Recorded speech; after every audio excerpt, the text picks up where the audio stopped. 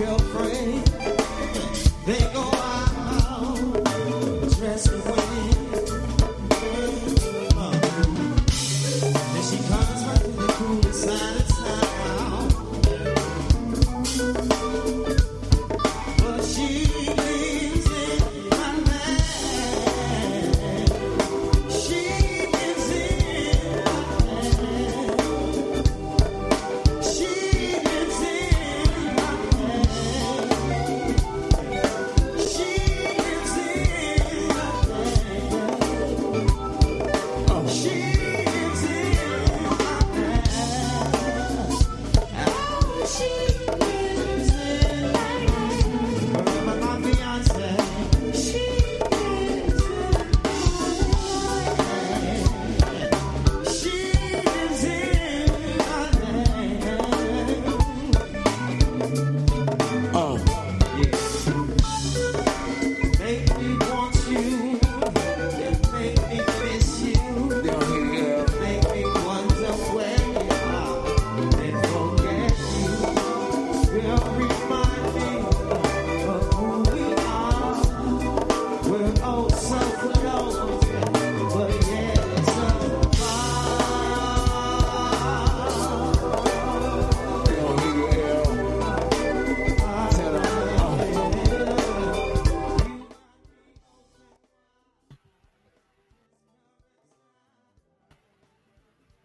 All right, here we go. Look at that. Y'all see that? Oh, okay. This is the actual bridge, the key bridge, outside of Baltimore, right? What part of Baltimore is this? Is this like between out there close to That's Delaware or something? Right? that's South Baltimore. South Baltimore. Damn, this is the key. Hold on, this is really Baltimore, that Yeah, bridge? yeah, that's the area I'm from. Oh, that is My brother lives right over the bridge. crazy. I got to cross that bridge to see my brother. Now I got to go through the city. See, I thought they was bullshitting when they said that. I thought they meant north of, just or east of the river, eastern shore or something. When they was just saying that, like Baltimore can't or some crap Nah, like that. I didn't know they meant. that's South Baltimore, Dundalk, almost close, right over the harbor, the bottom part. Oh, any of us could have lost our lives on that joint, man. Yeah. That is crazy. You know what? And they said it was a ship that hit it, right? And that lost power, right? Isn't that what they said? Yeah. Do you buy that? Do you buy that, Ross? Heck no. Ah, Heck no, man. They travel that harbor line all the time. They know that bridge. And if you kind of slow it down, it look like fireworks on a bridge, to be honest with you. You know what I oh, mean? really? Yeah, it doesn't.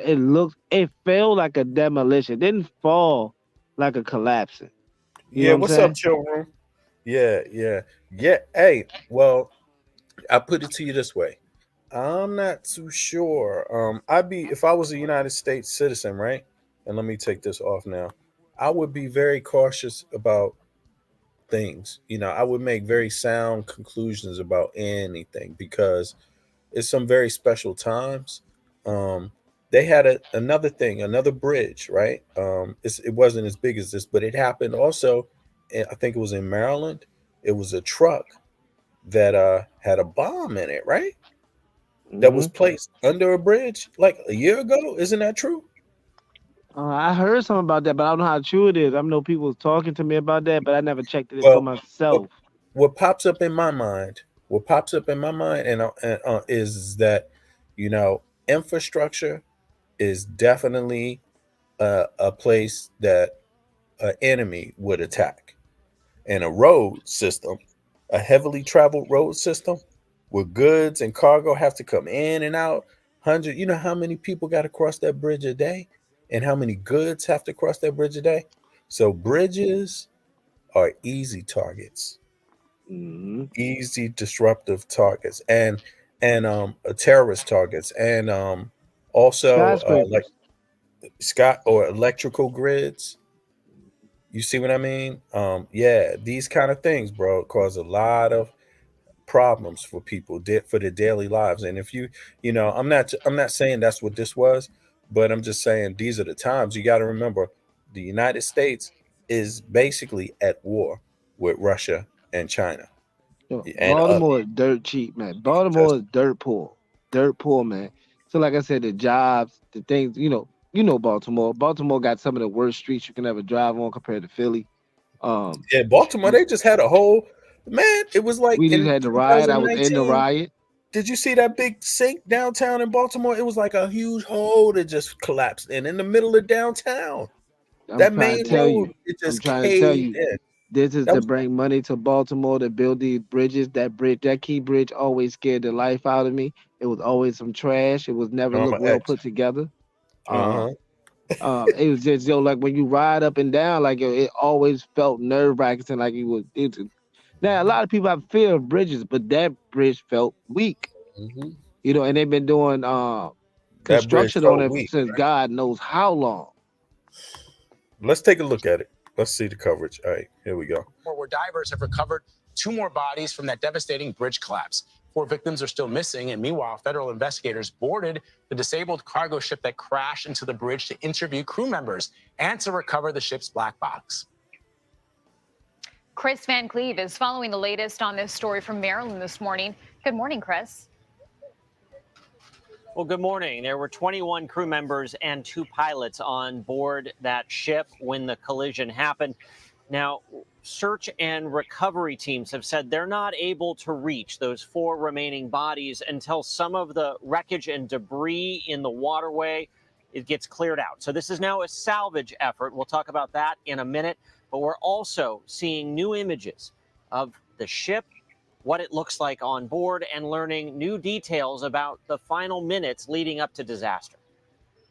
It's just utter devastation. New video this morning aboard the cargo ship Dolly as investigators begin gathering evidence among the mangled mess blocking the Patasco River after the Francis Scott Key Bridge collapsed. It's a massive undertaking for an investigation. It's a very tragic event. An NTSB review of the ship's voice data recorder shows the Dolly left port at 1:07 Tuesday morning. Less than 20 minutes later, the first sign of trouble. The vessel appears to lose power. About a minute and a half later, with alarms sounding, the onboard pilot called for help, asking nearby tugboats to respond. But the ship was already heading into a worst-case scenario collision course. Less than a minute later, the Dolly made that critical life-saving mayday call, giving police time to close the bridge. Hold all traffic on the Key Bridge. There's a ship approaching that just lost their steering. The first responders, who were really moved heroically after the first mayday was called, were able to both move towards keeping additional cars from coming on the bridge. They had less than 2 minutes to act before the collision. The NTSB says the Dolly held 56 cargo containers of hazardous material. That's more than 760 tons. Some of those containers were sheared open, leaving a sheen on the water. There is no threat to the public from the hazardous materials on board. The investigation is just beginning, but has the benefit of this video. How helpful is the video that shows what happened? Certainly it is helpful, but the NTSB has to focus on data that we are able to validate. I can't believe that happened. Michael Singer helped set up the camera for a maritime interest group, never realizing it would capture such a tragic moment of history. It's iconic to the city. People connect with it. It's really shocking that it's gone.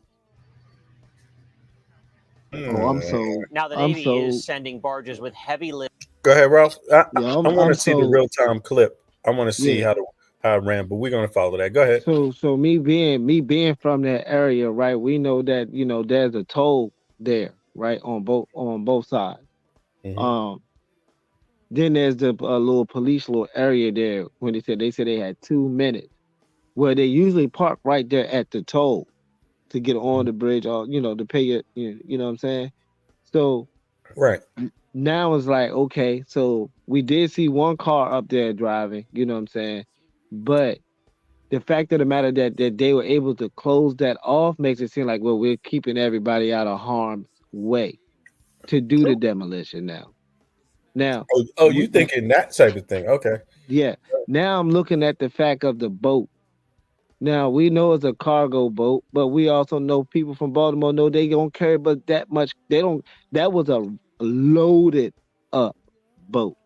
See what I'm saying? Loaded up boat. Yeah, fully So loaded. now when that bridge collapse on it, it's not going to go through all that metal. It's going to sustain the weight with the water, mathematics.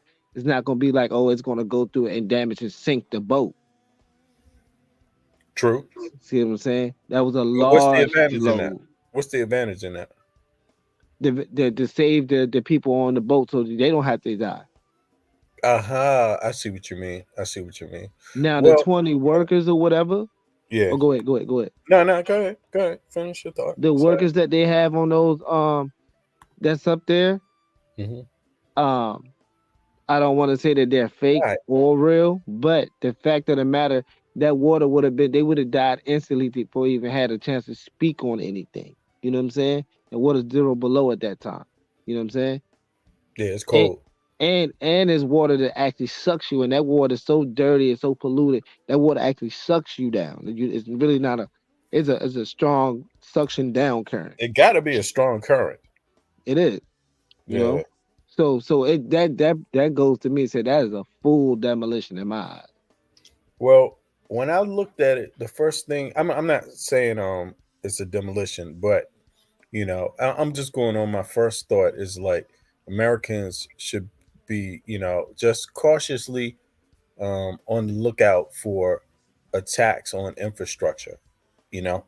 Now, foreign attacks, you know, that's my thought about it, you know. Now, um, you know, because the US is at war and the, you know, stuff is going to happen. Now, it can be electrical grids and bridges would be a good thing because they disrupt transport, they disrupt goods and services. It disrupts a lot, you know, these kind of things. Now, electrical grids disrupt a lot, you know. Maybe well, the US produces a lot of gas, so you won't have a gas problem even if somebody blows up some kind of, you know, thing. It's not like a lot of countries in that way. But when I saw the ship, and I'm gonna go to that tape after I play this one, right? I saw just the tape, and it looked like the ship went through under the key bridge, right? It went through the key bridge, but it had started to lose power. Now it went through the key bridge, and then it backed into that thing. Is that correct? Nah, you know Is it what? the current? Is Looked it the like it current hit that it. pulled that ship? So look, for me, you like, all right. So like Let me the find way that. you look, the water curvature look like, and it's like, Mhm. all right, he drove straight through it. It's dark, it's water. It's not going to show a side by side angle can almost look straight, or it can be straight and look side by side off of the water. You know where it's projected. You know what Mhm. I'm saying, off of light. Now, um, that right there is that ship. It has See? enough time to get through the center, and they know that route. It's not like Tu they don't. They take that mia. route so often. They know the route by heart. Mhm. So it's not like, hey, and it could have been Look at this, EMP. Ralph. Yeah, it Look, looked like it's going right to the. It looked like it's it's going right Looks to like the. it's going through, but it it didn't. went. It didn't go through. No, it's I going think it right hit to the. that It pole, looked like right at it's that lining pole. up right to the pole, Yeah. Okay, lining let's up watch. straight with the pole.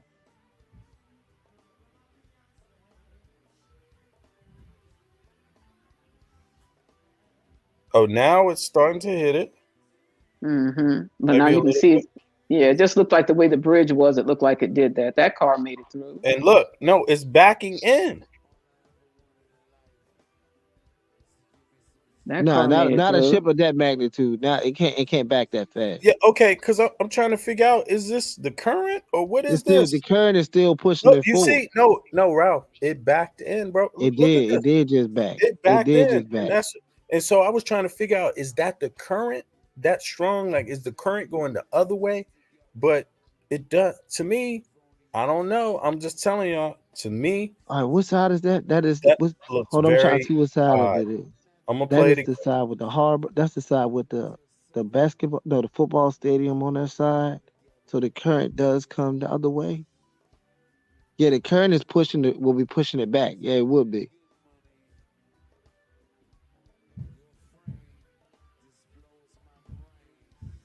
See, like it's scraping, bumping, scraping, It it scraping. looked like it scraped it right there a little Mm-hmm. bit, just a EM, tiny bit. But then see, an now the ship EMP. is repositioning. That's turning. Another car. That means it went through, and now it's coming backwards. Yeah, it looked like an EMP for it to shut that light off.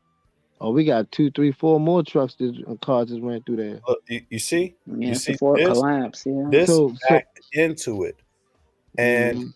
that, in my view, is very, very strange. I'm sorry, I'm just sorry, y'all. That whatever happened And they right could there. be lying on the depth because you see cars are still coming through, and I'm saying traffic don't That stop ship, at that time.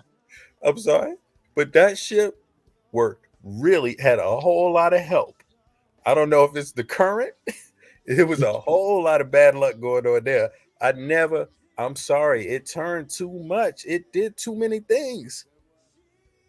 It went through the bridge and came back. It bounced back. Yo, I'm sorry.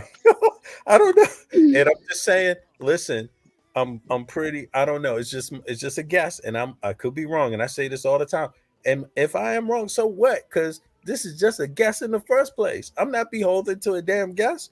But I'm just saying, knowing the times and look at with my own eyes and knowing the times, if I was American, I'd be suspecting, and if I was the police and anybody, Yeah. FBI and the CIA, I'd be suspecting some, and not just with this one. I would just be expecting some threats on infrastructure. That's all I could say. They could be useful in some kind of way. But in any case, let's watch Don't it it look again. like a SWAT? Don't it look like it? It looked like the whoever is the driver of this boat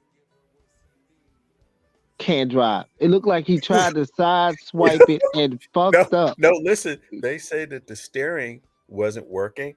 Okay, I don't care about what they say on the news. I understand that steering wasn't working, power went out. Great, it happens. But I'm saying, yeah, but then something else happened because whatever whether it was the current or whether it was the steering not working right, it seemed to know how to steer into that bridge pretty well. But not only Right, that, back and if forth. the It had power went out, how come all those lights are still on? Exactly. But it's an EMP. It looked like I said. It looked No, no, like no. it looked Look, like an look at all EMP. the lights on that ship. Oh, there, it went just It on went right turned out. it there. off. Turned it off, Went on right? right there. Then it's going to cut back on now. Yeah, 30. That looked like a 2-minute, maybe 3-minute EMP. And now Yep. it's See, coming back on.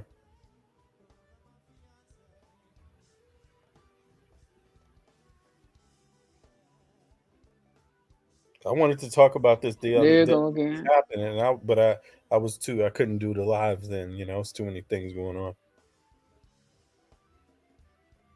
Oh, it's shaking. Nope, it's shaking. And now it's about to back up. Now, where does that happen? Is it the current? How did that ship back up? I Because know they it might was supposed to have been a direct hit, they and he want couldn't that's a drive. direct hit, yo, for Yeah, some bad steering. What the hell? he missed the first go around and turned into a side swipe, and it shook. Then he went back like, yo, I still got to do the job. Or something did. Now, I know they probably want to find that black box, but I'm pretty sure, in my experience, right, which is just being on Earth 54 years, right, reading the newspapers and shit, right? Hold on. I'm almost certain that if they suspected this was an attack, deliberate attack, they definitely wouldn't tell people. Nope. They wouldn't. They're going to do everything first, way before, and depending on what they find out, even if they find out that it was and they know who it was, they still might not tell people. Yeah. So No, they're not. yeah, They said there was sugar. I can't remember what they said was on some of those. Some said it was sugar. And, well, they said the industry that's going to be affected is sugar. And so I'm like, well, they don't want us to eat a lot of sugar Everything that's on the anyway. slave So yeah, exactly. the same shit from the slave plantation. Yeah, what they talking about? Exactly. It's like, yeah, we know a lot of shit going to be broken up with this. They don't have a bridge. That's the key bridge right there. What are they talking about? Yeah, All see, look how kinds of many cars. Look how many cars are. You know what I'm saying? They said they got 2 minutes.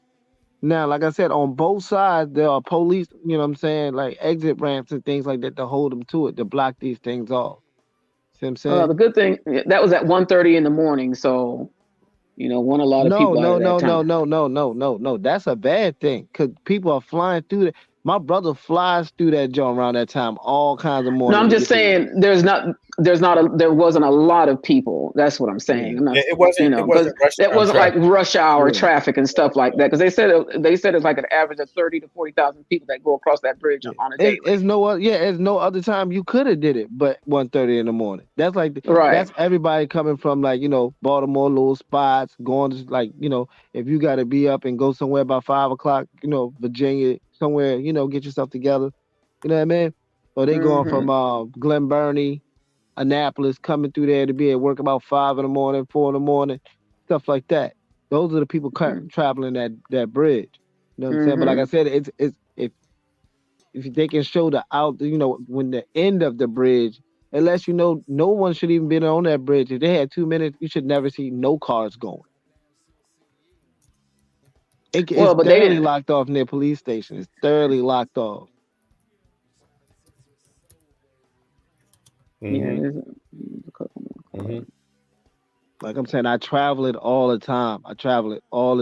It lets you, it's like 2, 3, 4 police sit at the beginning of rent and make sure you pay your toll or whatever you're gonna do when you get on, however you want to go.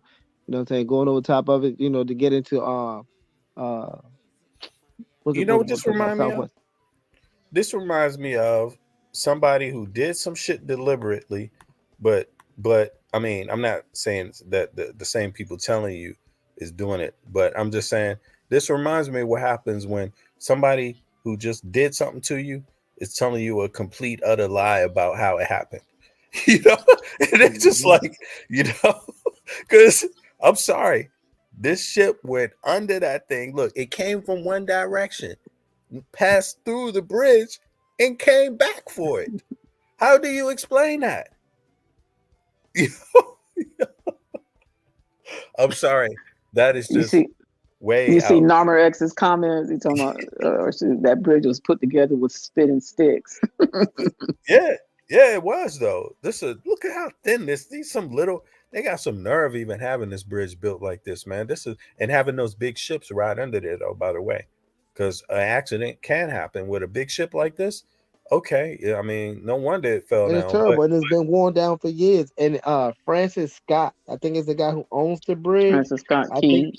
yeah, I think it's somewhere aligned. I seen something about 33 degrees. I know everybody doing that little conspiracy thing, Mason thing on it or whatever, right? But basically, he would be getting his money back from this bridge.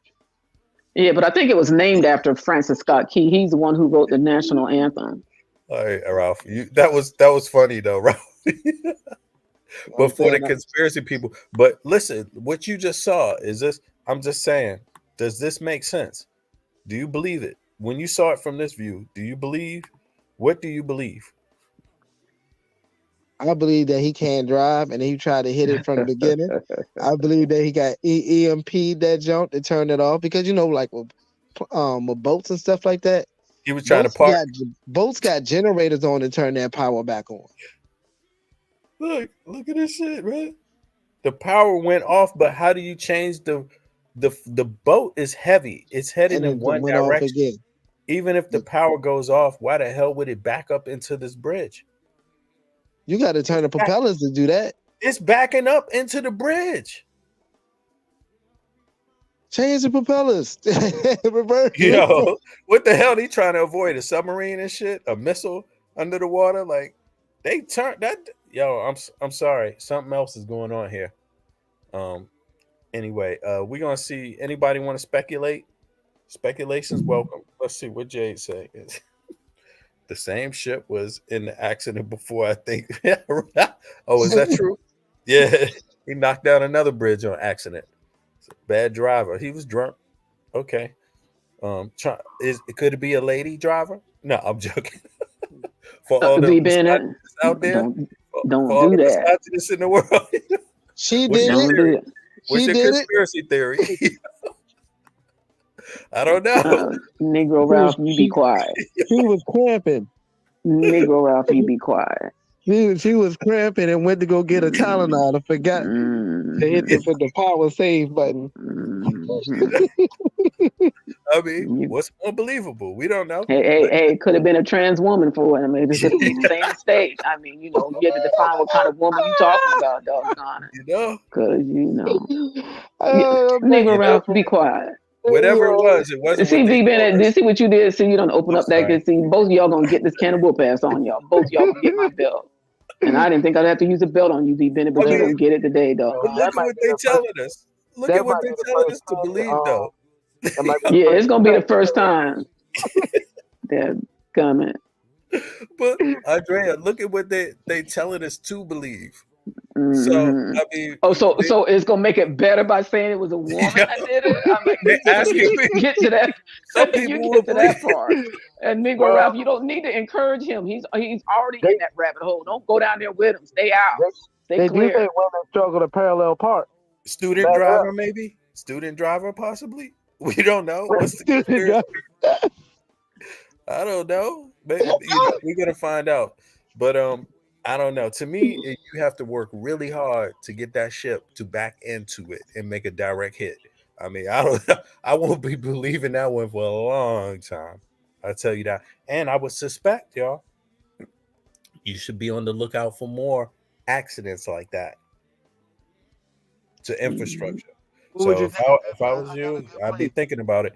And in my experience, governments don't necessarily win by explaining to their own population that somebody has committed a successful attack.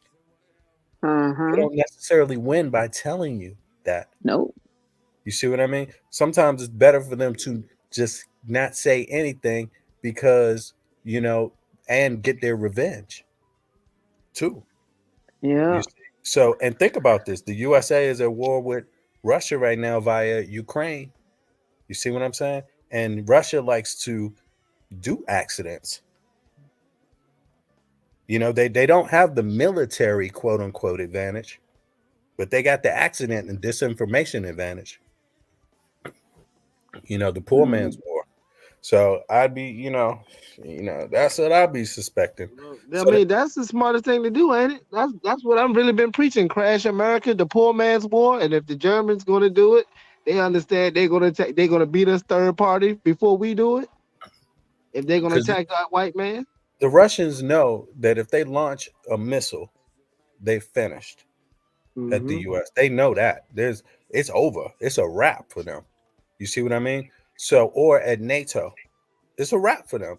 You know what I mean? So they're not, and Putin knows that more specifically because he's in charge of Russia and he's the main mover and shaker there. You know what I'm saying? But so my thoughts would be like, yeah, this is the kind of thing that's going on, and they don't want to talk about. They don't want to. It doesn't benefit the U.S. to talk about this.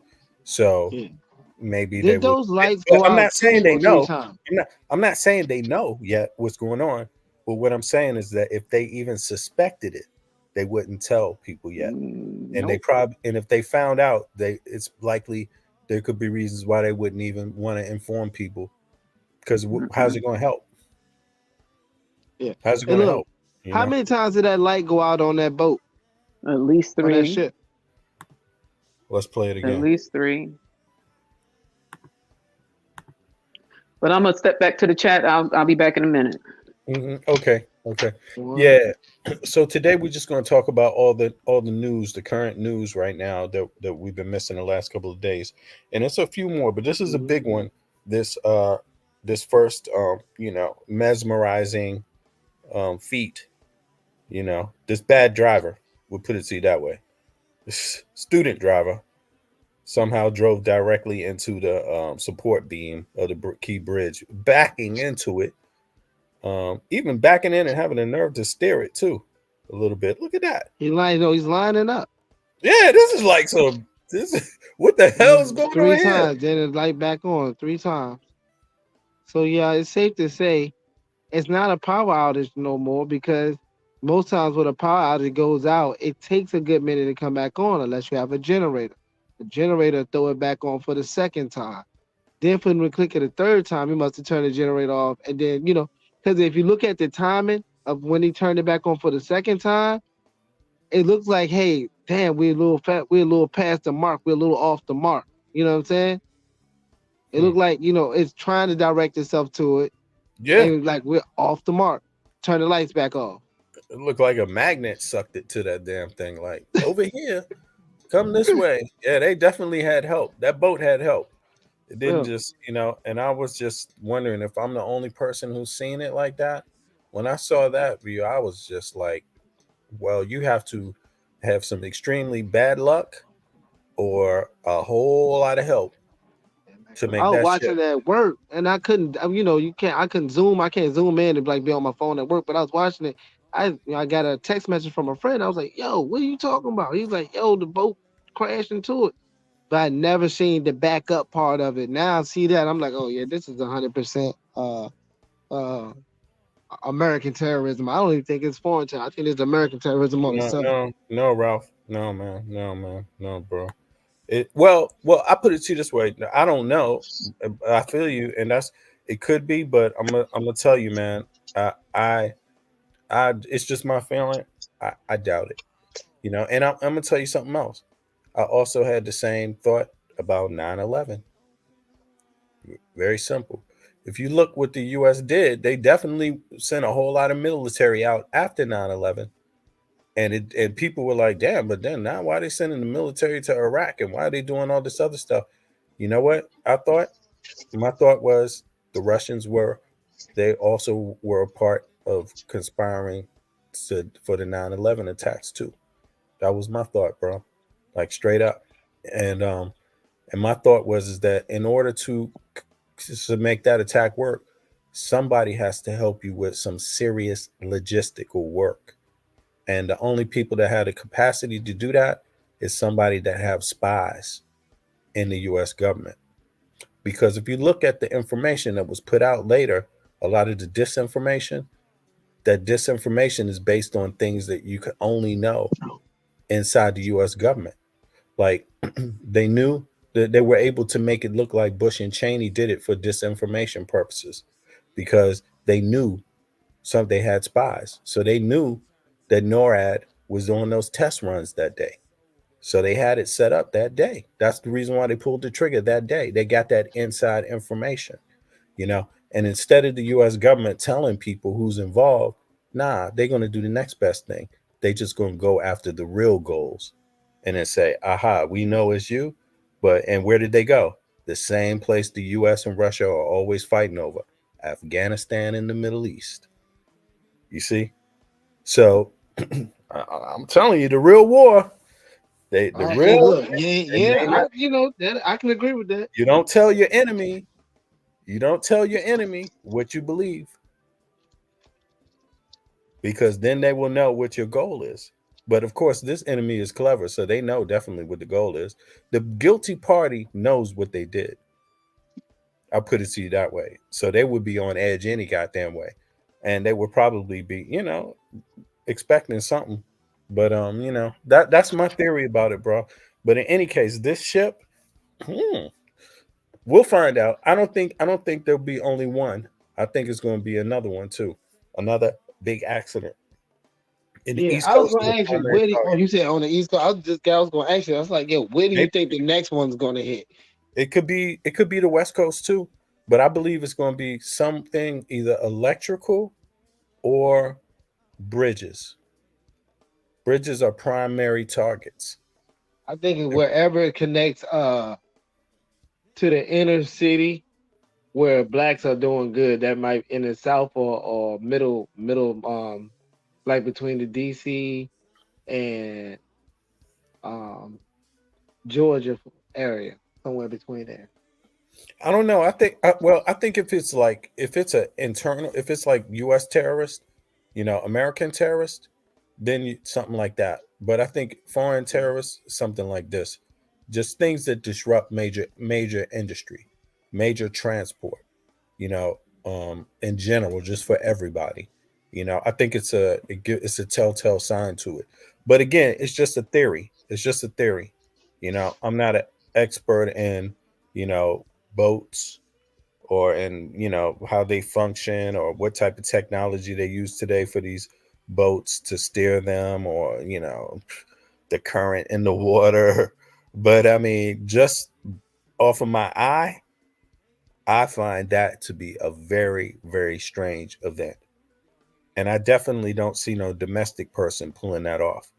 To me, that is something way calculated, like something very, very strange.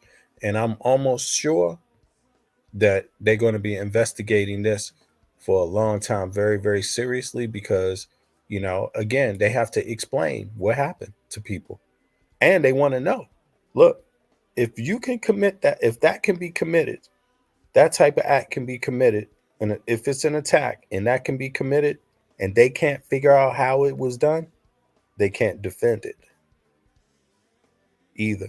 You see what I mean? So, you know, yeah, I never seen that. That was a new move right there for me. Like, damn, a boat. Let's watch it one more time. Yeah. But any case, I'd be interested in hearing the listeners' view of this.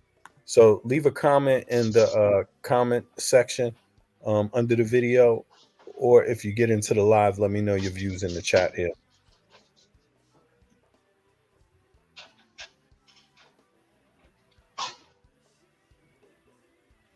That's crazy. Shoo, shoo, shoo. That joint like, oh, that joint shaking. I know them cars scared as hell. Oh, that joint shaking. It's still going past. How do you get a ship to back up, bro? And it's already past. Like, are those police cars flying over there like that? It must be emergency vehicles because they shut it down already. Cause Norma, you there? they're going so fast, like they got the Hello? timing down pat. Yeah. Yo, Norma, Can you you guys there? hear me? Yeah, I can hear you. Welcome, brother. How you doing? All right. Give me a second.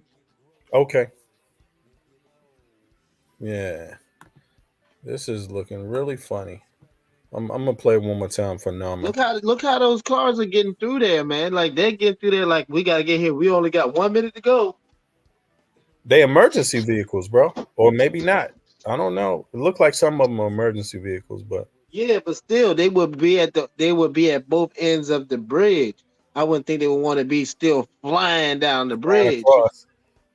Oh hell no! Yeah, one of those is a big ass 18-wheeler. It Yeah, looked like there's an 18 wheeler. So now I'm thinking there's it's another one. not closed off. You see what I'm saying? Because from looking at it, it's too many people running through this, Yeah, it's not closed off, bro.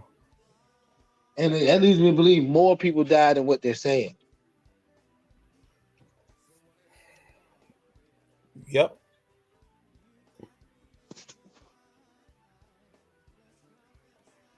But that boat definitely was, for some strange reason, it had it just couldn't find nothing else to hit, bro. But that it lost power. It had bad steering, and for some reason, it just happened to hit there. You know what I'm And saying? look at the magnificent camera angle it had. This is like we watching it in the movie. This is like the best camera angle you can get.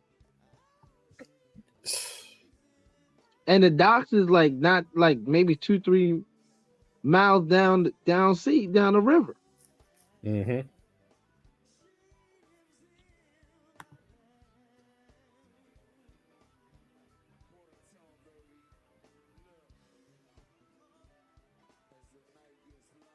Is that an airplane flying over top of that? That looked like an airplane flew right over top of that night at that time. Peace, man. Hey, what's up, Norma? How you doing? Hey, baby. Hey, guys. So I'm at work, so I'll be quick. Okay. So I just want to say that this is like the burning building moment that MLK talked about. So we're basically at war with Russia and China and Iran, basically. So are we gonna be xenophobic against Caribbeans and other black people, or are we gonna have like a plan B where if everything goes down, then we could go to another country. Like we have to have plan different plans. For when something bad happens over here. So that's why the whole FBA thing, like it's not gonna work long term, because the U.S. Is going downhill, man. Like I'm seeing it everywhere, man. Like with the migrant crisis and everything else. We have to like prepare. We're just like chilling over here, but we have to. Like I said, Elmer K talked about it. It's a burning building, and you have to decide, like, are you gonna stay in the burning building, or are you gonna prepare, to leave it, Let's say if we did have a war, right? It would be smart to take down that bridge, even if you are an American, right? On its own, because you will have Navy ships and things coming off, or you got the Coast Guard right down the street. You got all these different things, to open up so planes can fly off the dock. Baltimore Harbor, Pearl Harbor. I guess connect them or something. Well, Norma, let me ask you, where you from? What part of the world? Dominican. Okay, you're Dominican. Okay. And Yeah. what, you in the U.S. right now, or what? Yeah, New York. Yeah. Okay, I got you. So you speak Espanol, eh? Español. Yeah. Spanish. Yeah. Espanol. Yeah. Okay. Yeah. Okay. So I agree with you, man. I'm not personally. I agree with everybody on this that's been up to date. There's obviously some problems on all sides. There's lack of knowledge on all sides and some misconceptions on all sides, and it's something that is going to help everybody to fix, especially the misconceptions. There's misconceptions from all sides, and it doesn't help any of us. But then there's some overall political things that are coming too. Like you said, the wars with Russia, in the United States, China, that's impending. It's basically coming. And then there's the dynamic of inside of the US, the thing between the right and the left. Who is where do we fit in? And look at the FBA. I mean, it's a good question to ask FBAs, like, who is your ally inside of America? Is it going to be the right wing? Because if you listen to those right wingers, they don't sound too friendly to FBA people. Yeah, so basically, like, and the thing is that a lot of our people, we don't have like passports already, like, and Mm-hmm. then if something goes down, you have to get out somehow, Mm-hmm. and you see, the thing is, like, people don't prepare, like, they don't have like plans, they only react. And you know what, Norma? Yeah. I'm so glad you said that, because you said that because you're an immigrant yourself, so you know about these little details. I got to get my passport renewed. I have like 2 years left on it, and you know what? I better go get it knocked out of the box before something happens. Because if something happens, like a major war, instead of it taking like 2 weeks to a month to get my new passport, you know how long it could change? It could Yeah. change to 6 months, 8 months, a year, maybe. You never know. It depends on how many, See, how let me. how backed up the services are.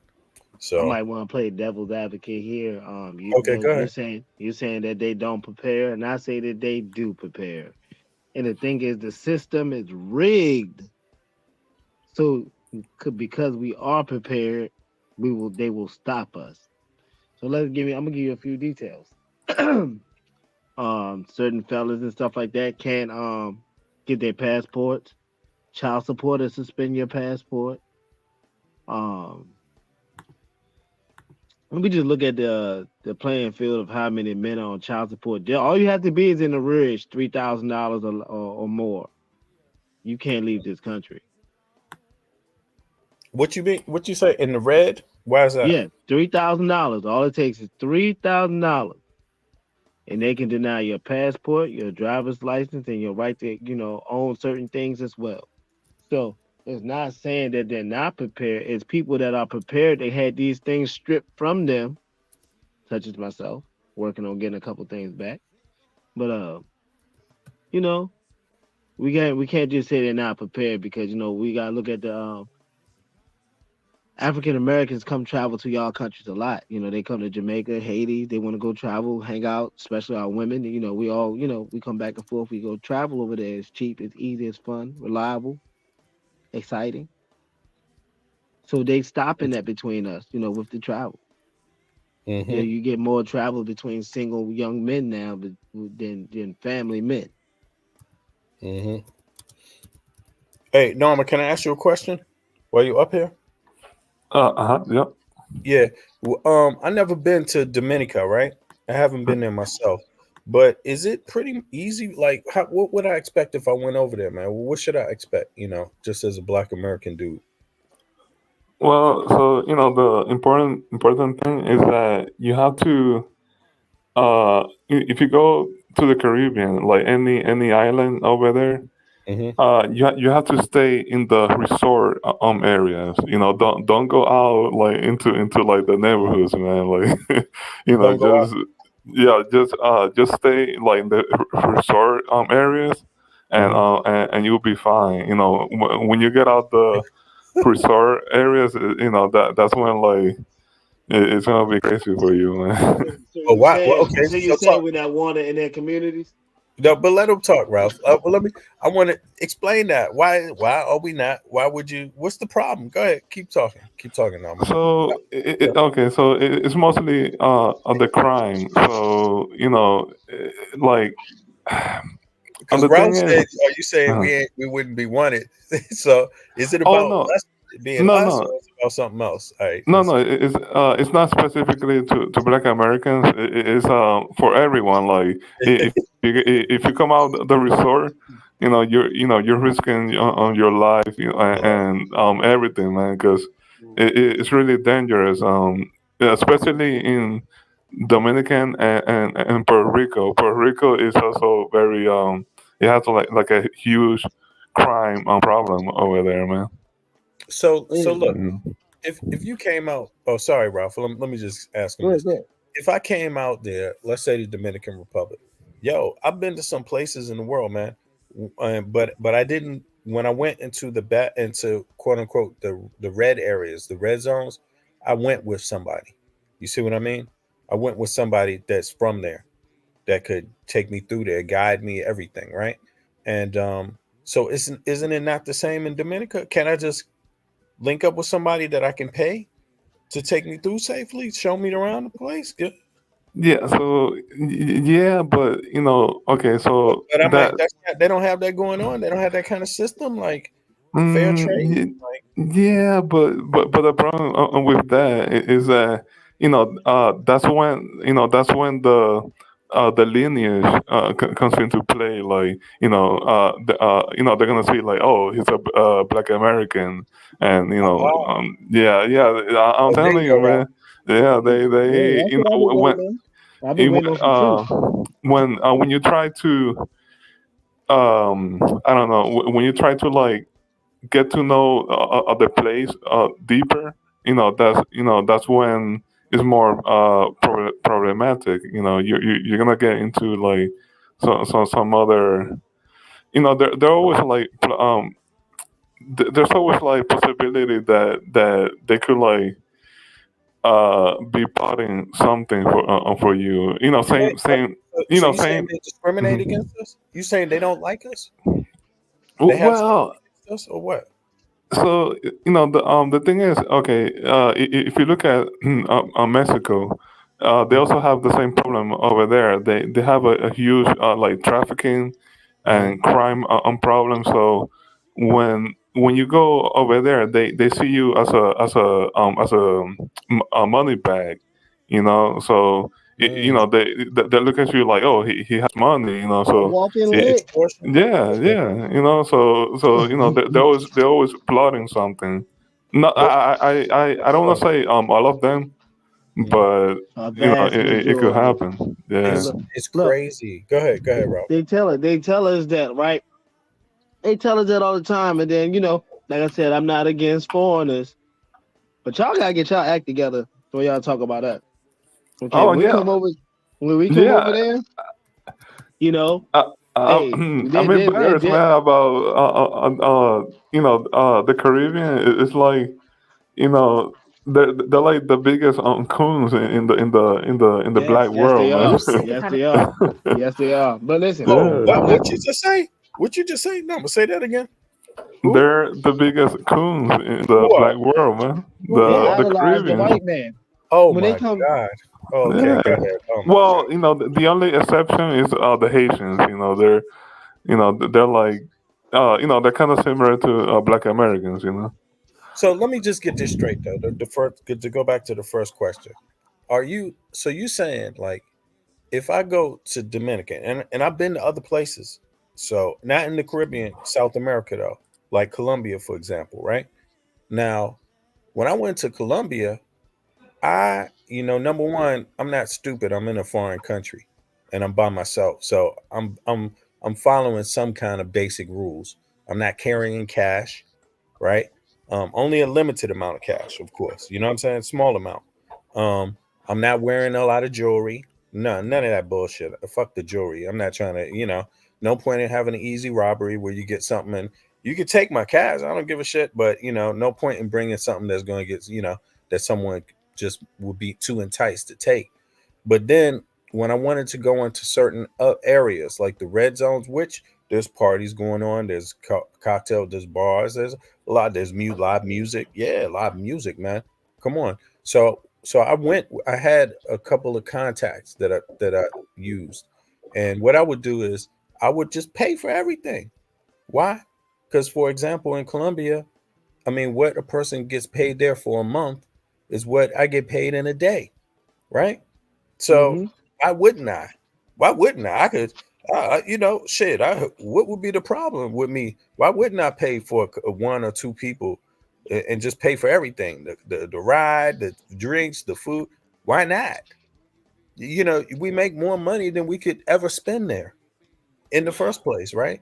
So I'm assuming a similar economic thing with Dominica, right? Yeah, but you Is, also is the have to. peso is the Dominican peso like the Colombian peso value? No, like every country is like different. Oh, they're not like combined like that. okay. No. Yeah. Let me check that out. Go ahead. Okay, go ahead. Yeah. Okay, so you don't have a system there where a person like myself can go there and just be easy, just meet somebody and say, "Hey, by the way, I'm looking for a guide. I could pay you each day. Every day I call you, you come pick me up, you show me everything, everything's on the house. Well, And I actually, can if pay you stuff. you You can't just yeah, arrange it? well, if you get someone like that, like a tour guy, in the resort, then yeah, that could work. Yeah, Okay, but I see. yeah, In the but resort. it has to be in the resort. Yeah, if you try to get like DV about to get yeah. kidnapped. Yo, yo, He about to get kidnapped. yo, it's something wrong with me, dog, because I don't be scared of Yo, things. I agree Something with wrong you with me. because I got that same mentality, and I would say the same thing about me. I'll probably end up getting kidnapped because of my recklessness of not caring. Till I realize there's too many of them for me to beat. Okay, and it's crazy, but that's how strong-minded men think. You're supposed to feel unthreatened because you're the threat. I mean, I'm willing to make a deal. I'm reasonable. What the Yeah, hell? I help you, you help me. Let's get it yeah, on. I ain't got nothing yeah. against you. We looking to get kidnapped, man. Because look, man, you gotta think about it. We're walking lick, man. We're walking lick. Our shoes alone. I step out the pair of 8.5 all white Jordans with the black trim on them, the Jordan ones. They already know lick, That's walking because lick. that's what I'm saying. You got to avoid stuff like that, Ralph. Yeah, I got. I mean, I got to Like, put Jesus sandals on, yeah, a simple. straw hat, and a button Simple. up. Just simple. Yeah, exactly. Be very simple. But let me ask you this, Norma. Again, one more question on this one, just to follow up here. Now, Okay. so you saying I can't just go down there and find some other black people that. Oh, hold on. Let me change that question.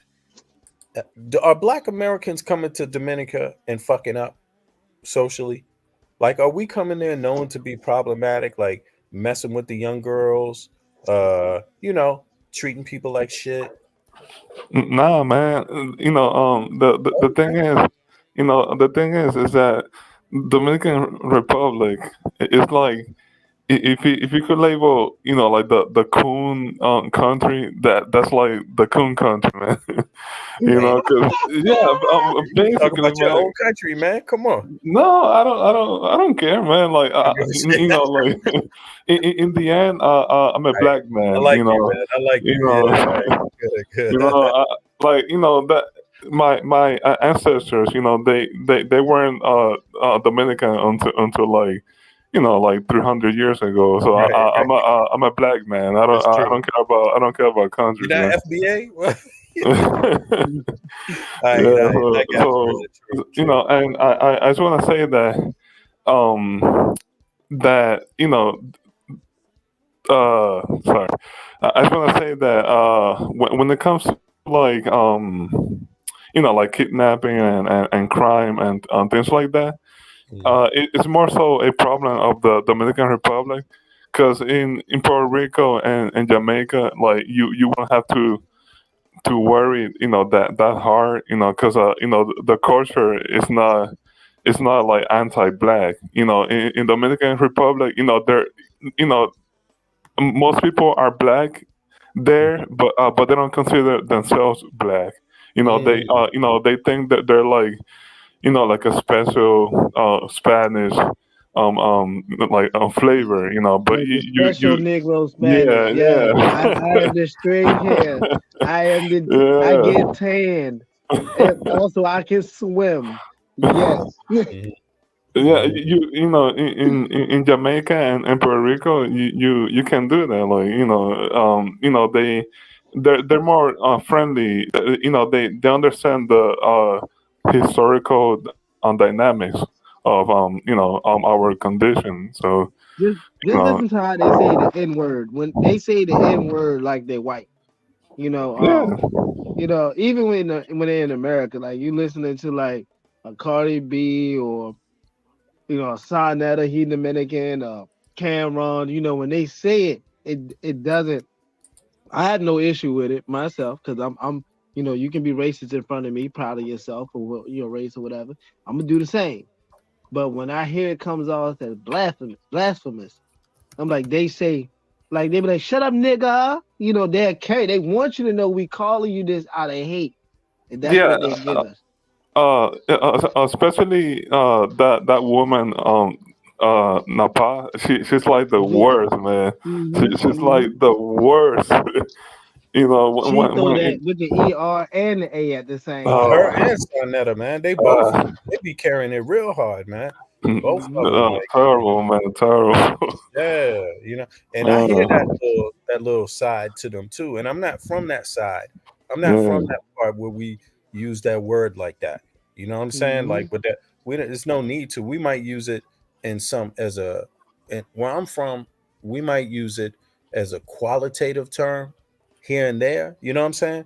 But we're not yelling and screaming it every goddamn. It's not. We're not pointing at somebody like you nigga, nigga. No. Now nobody's Yeah, gonna it's already fighting words when we get to that point. You know what I mean? We already exactly. fighting when it gets to that. So yeah. Yeah, you can't even come like that. You just gotta be. It's going to be on. It's going to be immediate. The response, But up there where he's kicking it, they doing that, and you can only ask, is that a cultural thing that people are allowing that they bring with them, or what is up with that? I don't get with that part at all. I don't have anything against diaspora, period. But this thing about this nigga, whoa, if you're not 100, first of all, if you're in the United States of America and you're not 100% United States of American Negro, You can't then even I don't use even it. You want to hear shouldn't that even word use coming out your mouth. fat. First of all, No fat Joe, like none of straight that. up, like I'm not really playing any game, but we use it among each other too, but we don't use it loud like that. Like, yeah. no, So I not loud and proud at all. Just, here and I there, wanna and then in the quiet in the corner when we talking to ourselves privately, maybe just to so we can use it as a short way of communicating, a short piece. But loud and proud, no, no, no, no, no. So I want to say, like, I've never said the N word. Like, I've been here like 20 plus on years. I never said it before, because I know like, yeah, it doesn't belong onto me like that, man. Like, like, I don't get, like you said, I don't get how Caribbeans, they come here and they think they could say it like that. Like, nah, man. Yeah, I it's thank you. Yeah, I thank my you. man. I've been yeah, saying man. this. I thank you. Yeah, If you not an American born black man or ancestry black man in America, that word should not be coming out your mouth like Vivian and I stated. I mean, it shouldn't even really be coming out our mouths unless you really believe in Right, the heart and soul of the Negro. But exactly. don't give yourselves the biggest coon award. That goes to Africa. But y'all can be second. Okay. I want some of our African brothers and sisters to come up and debate that with Ralph. That would be nice. We're gonna find out.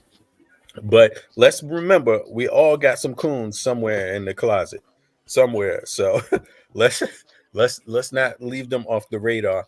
But check this out. All right, we looked at this. Let me ask you one other thing. You didn't say anything about the bridge, Nama. So you want to say anything about that? That boat? Did that look a little funny to you, or was you saying that's an attack, or what was you saying? What do you think that is? Accident? So so I don't want to say like either way. Like it could be Russia, it could be China. It could be like an accident. But at the end of the day, it's all karma. At the end of the day, man, because they're playing around with on Russia, and I'm telling you, man, like Russia, they beat Hitler, they beat Napoleon. They, I'm telling you, man, don't mess with Russia. You're gonna get some karma. Like it could be some accidental karma, or it could be like direct karma. So I'm telling you, man, like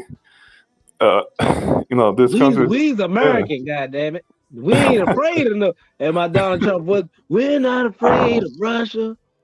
We're not afraid of China. This is America. We're not afraid. They can come with their steroids, their super suits. I tell you what, Nama, they definitely is going to be messing with Russia. Well, one And we're thing you watching it don't right want. now. But I One hear what thing you're you, saying, though. yeah, Don't and one expect thing no they don't kickback. want is for what they did I'd say about 100 years ago. Start letting niggas out of prison to fight for their freedom to do what they want to do. Oh, then y'all got a problem. See, y'all just think about the American citizen. See, America does trap things like, yo, well, we losing on the ground, so let's free these slaves and make them the best military infantry and some of the best pilots and shooters that we got. Oh, Have you ever heard a black person leaving Russia talking about, yeah, Russia's great, yo, come on, man? no, I read some stories, man, and not to mention Russia is in violation of the UN CER 34 Act. They don't collect any data on their diaspora, so you don't know what the quality of their lives are in any sector of life, even in hate crimes. They don't record it and they don't deliver it to the world to see. The United States does. So and the EU doesn't though yet, bro. The EU doesn't. They're in violation. So, just to put that out there. Now, since we're talking about Russia, now we get into the second part. And any suggestions about the next topic, bring it up. But now let's get into this part. Now, there's some geopolitical news, and then we could go back to local. I want Pumpkin to come back here because I know she got some local stuff to talk about in the United States. But now this is Ukraine again, and Ukraine recently has attacked Russia. They've invaded Russia. Did y'all know that? Yep. Here, let's play it. Let's yeah, play no, it. I ain't know that. That's why I said this was a few weeks ago. This happened. That's why I said that bridge, the key bridge, is very suspect. And Russia is known for accidents, brother. Think about this. Not on. They don't listen. Russia, and this is just my estimation. Russia is definitely wary about making a direct attack, like an announced attack, like sending a missile or sending the military against NATO, right? Or the US. They're very wary of that. But what they definitely are more likely to do and probably have done numerous times, and not just in the recent times, is accidents on infrastructure. You see what I mean? Think about this. The Baltic Sea had an Oh, hacking accidental and hacking and explosion. shit like that, hacking banks Accidents, and yeah. shit. Russia have access to the Baltic Sea, and the Baltic Sea is where I'm at. And that pipeline, that oil pipeline, was blown up right when this thing with Russia, with Ukraine and Russia was building up. Russia didn't like the NATO supporting Ukraine, and they knew that oil is a big deal in this part of the world. And what they do, they hit some pipeline on the bottom of the Baltic Sea just exploded. Yeah, I Two remember that. places. You see what I'm saying? Now you got this, and now 9/11. It was my contention that Russia played a role in that, a logistical role. Like they're the ones behind the curtain on it, you know. And the United States just didn't want to tell people that they know that, and they couldn't attack Russia, so they did the second best thing, which is to attack the game board, the board that they all competing over, and take some assets from Russia. You see, they played that game. Instead of go after Russia directly, they're going to go indirectly and close in on them. Right now we have Ukraine popping off.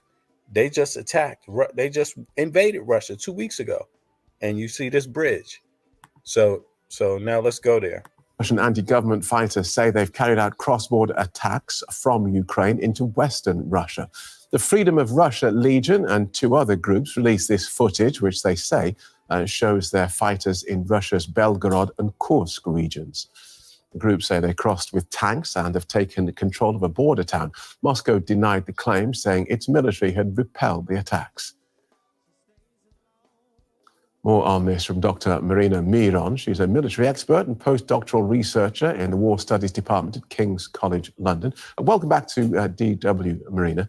Who are these Russian anti-government paramilitary groups? Good evening, Phil. Well, the main one here is Free Russia Legion. So these groups are operating from the Ukrainian territory, and especially the Free Russia Legion. They have obviously former Russian prisoners of war who they claim have switched sides in order to fight against the Putin regime. However, these groups also claim that they have contract soldiers from the Ukrainian International Legion fighting for them as well, and that they fight in coordination with the Ukrainian armed forces. And it is to assume that they will be receiving military support as well, not just coordinating their activities. So these groups are seeking, obviously, to fight against the Putin regime, and they have made some incursions in the past year, and now we're seeing this year. Obviously, before the elections in Russia, they have increased their activities in the border regions again. Okay, so they say that they're coordinating with Ukraine. What does Ukraine say? Because the reports I've read say that the Ukraine says, well, they're nothing to do with us, they're acting independently. But that, of course, raises the question of where they're getting these advanced weapons and vehicles from.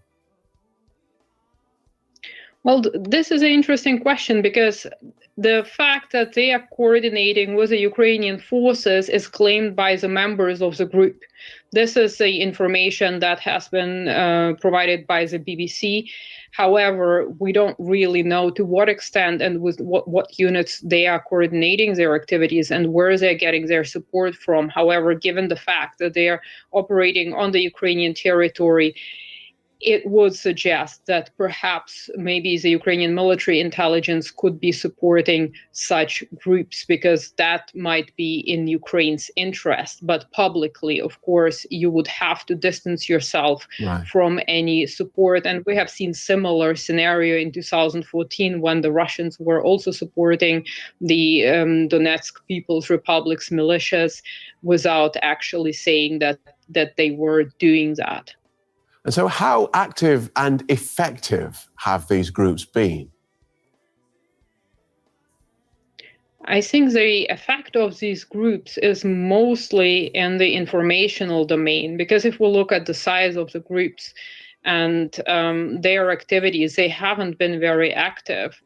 It is the first attack this year that came to our attention. The previous attack was last year, so they don't seem to be doing very much. However, the timing of this incursion, coupled with the drone strikes reported on Russian territory and hitting an oil refinery, that makes a lot of sense that before the election, there is this attempt to unsettle the population, to maybe sway the population away from Putin and to show them that Putin and his special military operation, that it is harming Russia.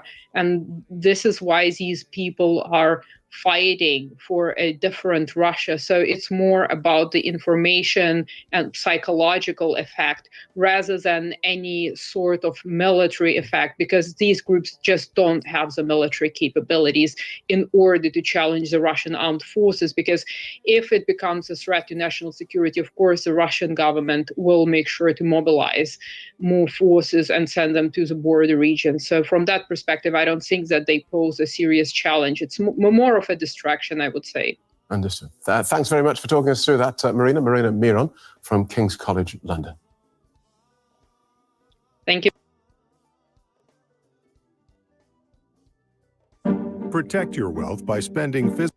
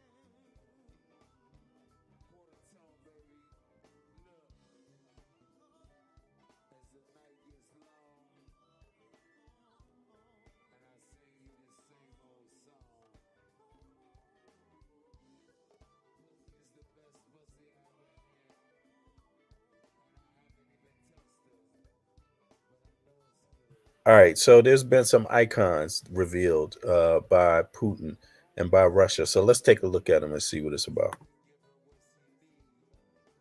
For the eyes. Icons dating back to the 14th century brought together from private collections across Russia. It's very beautiful. It gives you goose pimples. It's a remarkable exhibition. It's an exhibition which feeds the senses. Everything is so grey outside at the moment, and here suddenly it's a feast for the eyes. And it's a feast that marks 100 years since religious icons started to be recognized as works of art. Before then, they were mainly viewed as religious objects, often left blackened over the centuries by the passage of time and added layers of paint. When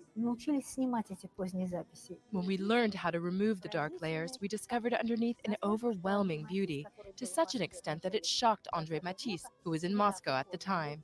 He said, "It's here that artists should come to learn to paint, not to Italy." But today, only a small number of these masterpieces remain. Most were destroyed during the Soviet era. These icons are the survivors. If museums hadn't saved them, they wouldn't exist today.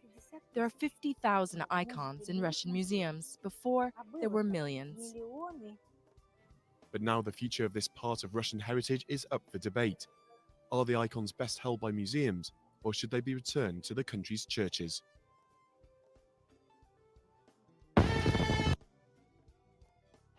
And Russian anti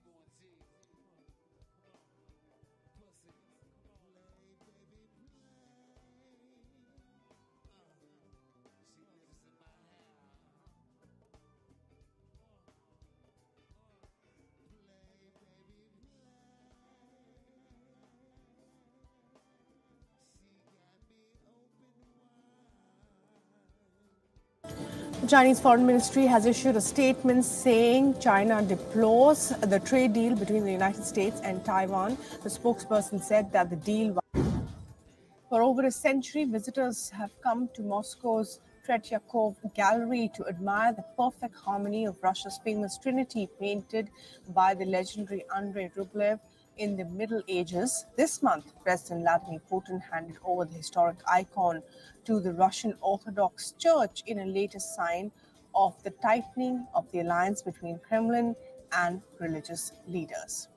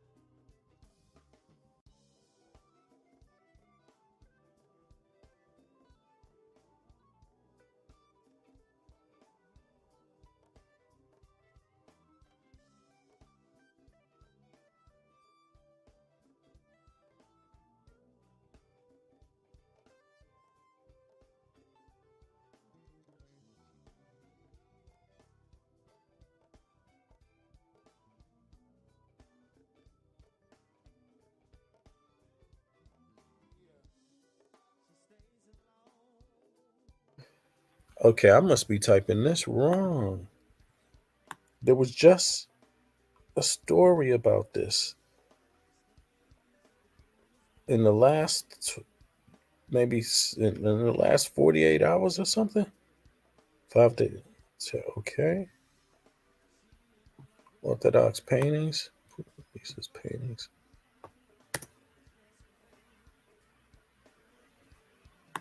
Putin. Religious paintings. That's 9 months ago, 7 months, or 7 days ago, 2 weeks ago, 5 years ago. All right. Well, I don't see the one that I'm looking for.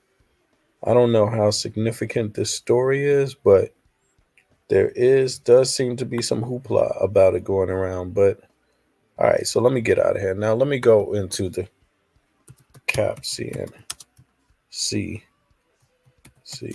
news.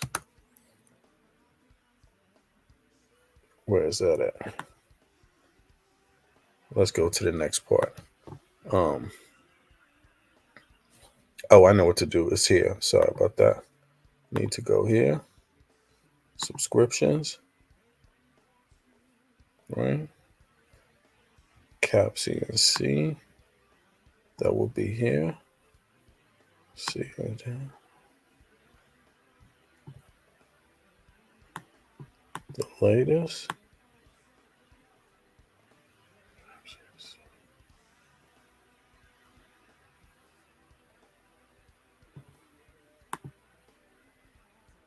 Let me see here.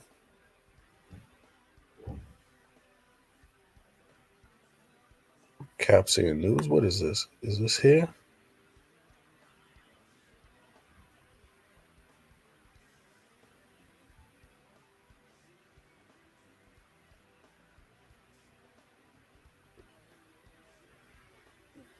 YSL. Where is it at?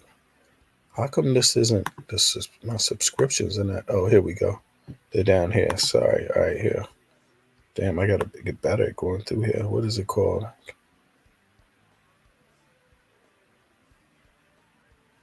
Here it is, Capsian report.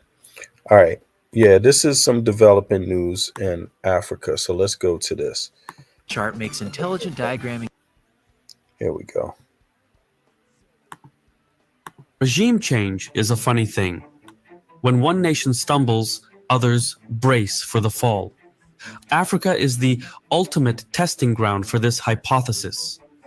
What started as an ethnic insurgency in a remote part of Africa soon resulted in international military intervention, which then turned into a series of military coups affecting Mali in 2020, and then Guinea, Burkina Faso, Niger, Chad, and Gabon over the next 3 years. But revolution fuels revolution. Now, the new military rulers of Mali, Niger, and Burkina Faso are drawing up plans to form a confederation between them, conjuring a country unlike any other. The terms have yet to be fleshed out, but the new confederation would see diplomatic, economic, and military integration. A mutual defense pact has already been signed between the three, while the local lawmakers are considering ways to create a monetary union. But revolution does not happen in white gloves. Violence has surged in all three countries since the military takeovers, spreading to coastal neighbors like Ghana, Togo, and Benin. Still more, militant groups have grown in numbers, and the situation is seemingly deteriorating.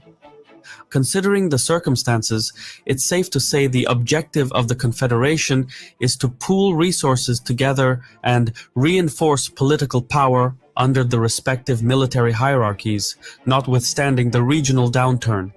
Numbers, after all, nourish nerve.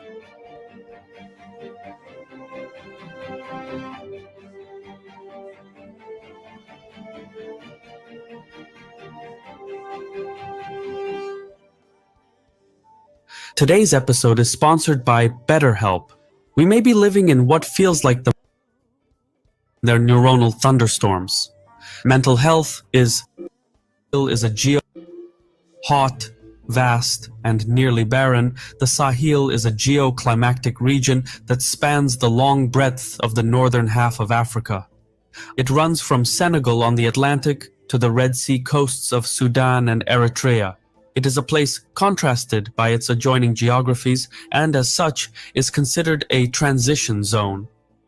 To its north lies the arid Saharan desert, a true testament to nature's austerity. To its south lie subtropical savannas, which are more favorable to human settlements and agricultural practices. The Sahel region itself is generally flat, and with few major geographic features, it has historically sustained nomadic herder groups such as the Fulani, Tuareg, Berbers, and others. Surviving in this troubled geography is difficult. Coups, revolutions, poverty, and famine are just a few of the everyday hardships faced by the local nations through which the Sahel runs. But there is strength in numbers, and after having recently distanced themselves from French influence, Mali, Burkina Faso, and Niger now look to create a political and economic confederation to establish much-needed security and stability. However, countless barriers stand in the way. For one, all three nations have significant populations of traditionally nomadic peoples within their national boundaries. The porous nature of these political borders across the Sahel region accommodates pastoral nomadism. Enforcing the national borders too strictly could split the nomadic communities and then violently backfire. So, the Sahel governments have learned to make do without retentive or secure national borders. On the other hand, however, this lack of border enforcement has also aided the operations of local jihadist groups. As luck would have it, Mali, Burkina Faso, and Niger are entirely landlocked. They are the only countries in West Africa that have no direct access to the open oceans. Niger and Mali rely heavily on the Niger River that flows through both their countries and their capitals, Bamako and Niamey, respectively.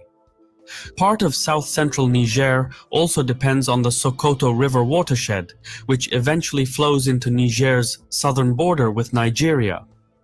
The various oases to the country's south and southeast sustain life in the Zinder and neighboring provinces.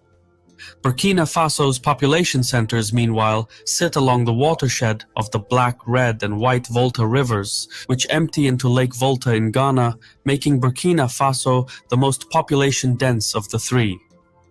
It is with these widely incongruous geographic considerations that in September of 2023, military hierarchies governing Mali, Burkina Faso, and Niger signed a mutual defense pact dubbed the Alliance of Sahel States. We'll call it the Sahel Confederacy for convenience. But this confederacy wasn't just a spur-of-the-moment idea. Its origins trace back to the Libyan civil war of 2011, when former strongman Muammar Gaddafi provided arms to ethnic Tuareg militias in exchange for their support in fighting off the rebels trying to depose him. When the war ended with Gaddafi's death, Tuareg fighters crossed back into Mali. Armed to the teeth and brimming with real-life experience, Tuareg militias swiftly overran the northern parts of Mali. The coup that subsequently materialized in March of 2012 was both a domestic response as well as a direct catalyst for further Tuareg advances. Meanwhile, that same flow of fighters and weapons bolstered Islamist groups such as Ansar Dine. After the regular Malian forces were forced out of the north, Tuareg militants and transnational jihadists proceeded to turn their newfound weapons on each other. In response to the mayhem, by October, Mali petitioned the United Nations to send a peacekeeping force led by France to restore security to the region.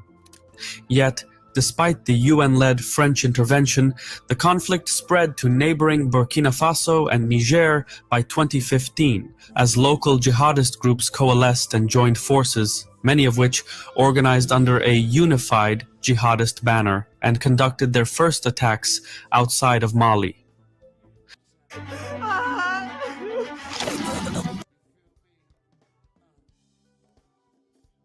Since then, all three countries, Mali, Burkina Faso, and Niger, have been embroiled in deadly civil conflict centered predominantly in their mutual border regions. The 2020 coup in Mali, the 2022 one in Burkina Faso, and the 2023 coup in Niger all occurred in the backdrop of this persistent insurgence and perceptions of corruption and ineptitude among the country's elected civilian leaders. Security, or lack thereof, is one of the reasons why, in December 2023, lawmakers from Mali, Burkina Faso, and Niger announced further plans to create a confederal arrangement between their states. In essence, a Sahel confederacy. The blueprint towards that confederacy lays out a joint development bank and a currency union in addition to the military alliance already in place. Economically, the Sahel Confederacy would run into major headwinds. Mali, Burkina Faso, and Niger are all part of the political and economic grouping called ECOWAS, or the Economic Community of West African States, but their memberships are currently suspended due to the recent coups. ECOWAS, established in 1975, created a free trade area, a common external tariff, and the right for nationals to settle in each other's countries and establish businesses, at least on paper. ECOWAS aims to integrate its members by introducing a common currency named the ECO and establishing a more open, formalized border system to facilitate freedom of movement. If the Sahel Confederacy comes into being, and depending on what specific terms are employed, the result could be the exit of Mali, Burkina Faso, and Niger from ECOWAS. The Sahel Confederacy and ECOWAS are unlikely to coexist in the same space. In fact, the military leaders of the Sahel nations announced as much in January 2024. More precisely, proposals for a customs union have been floated, but the Sahel countries are already part of the ECOWAS bloc. To form a new Sahel customs union, Mali, Burkina Faso, and Niger would have to follow through on leaving the current customs union managed by ECOWAS's common external tariff. Meanwhile, the proposition for a currency union would mean abandoning the West African CFA franc, which again, all three countries are currently members of, as are 5 other predominantly French-speaking countries in ECOWAS. However, despite its ambitious single market, ECOWAS is no clone of the European Union. Unlike the power parity between France and Germany in Europe, ECOWAS's population and GDP are dominated by Nigeria, Africa's economic and demographic giant. Intra-ECOWAS trade and even trade between Nigeria and the rest of ECOWAS is relatively low, with one notable exception being Burkina Faso, which trades heavily with its southern neighbors. Multiple reasons explain the lack of intra-regional trade and development. One is the lack of economic specialization among ECOWAS states in general. Most produce raw materials for export, which, even in advanced extractive economies like Australia, result in little direct benefit for the average citizen. Unfortunately for the Sahel Confederacy, none of the rivers that give them life are commercially navigable, thus restricting their access to global markets through sea and river trade. What little infrastructure exists in the ECOWAS region, including the Sahel Confederacy, is geared primarily towards the export of raw materials as opposed to greater interconnection between regional and subnational markets. Likewise, there is a noticeable absence of major rail lines in the region, and almost all of them are aimed at connecting those countries to export markets.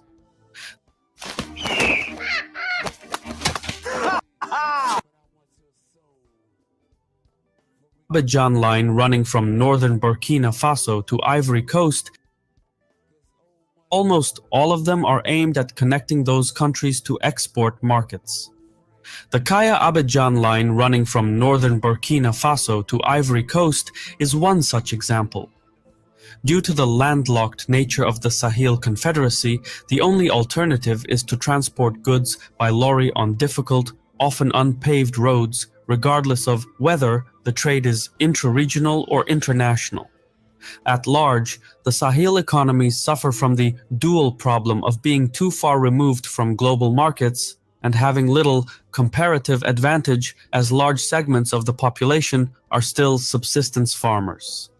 This, in effect, commits the countries to a cycle of poverty and insecurity that is mutually reinforcing and difficult to break out of, even under the best of circumstances.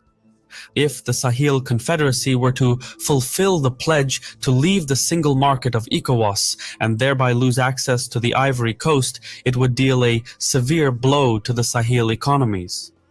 For added context, the Ivory Coast is the most significant player in the CFA franc area, accounting for almost 2/5 of the CFA franc zone's GDP despite having 20% of the population. The local BRVM stock exchange, which lists companies operating throughout the CFA franc zone, is headquartered in Abidjan, the country's main economic center. This then makes investment in Mali, Burkina Faso, and Niger highly dependent on the financial markets in the Ivory Coast. Upping the stakes, Abidjan is also home to West Africa's second largest port. Burkina Faso, and to a lesser extent Mali, are heavily reliant on these port facilities to export their goods to global markets. The everyday use of the French language for business purposes further amplifies the benefits of integration among the French-speaking states of West Africa. The advantages that Ivory Coast offers the Sahel nations are unmatched within the CFA franc zone and perhaps within the whole of ECOWAS. Integrating Mali, Burkina Faso, and Niger into a single market would get off to a slow start. If they leave the ECOWAS market, the circumstances would be even worse. The truth of the matter is that the Sahel Confederacy, or any regional organization in general, would need decades to build up the level of economic integration that exists within ECOWAS. That is a time frame in which even the best-made plans can go astray. However, while economic integration will take time, military integration usually takes shape at a faster pace. Alas, even in this section, the Sahel Confederacy has dropped the ball. Even though the three nations signed a common military alliance in September 2023, no joint exercises have been conducted so far, and no significant steps have been made towards interoperability or an integrated command like that of NATO. Admittedly, establishing interoperability would take more than a few months, but considering how much resources the ongoing jihadist insurgency is eating up, military integration may not be a priority at this moment in time.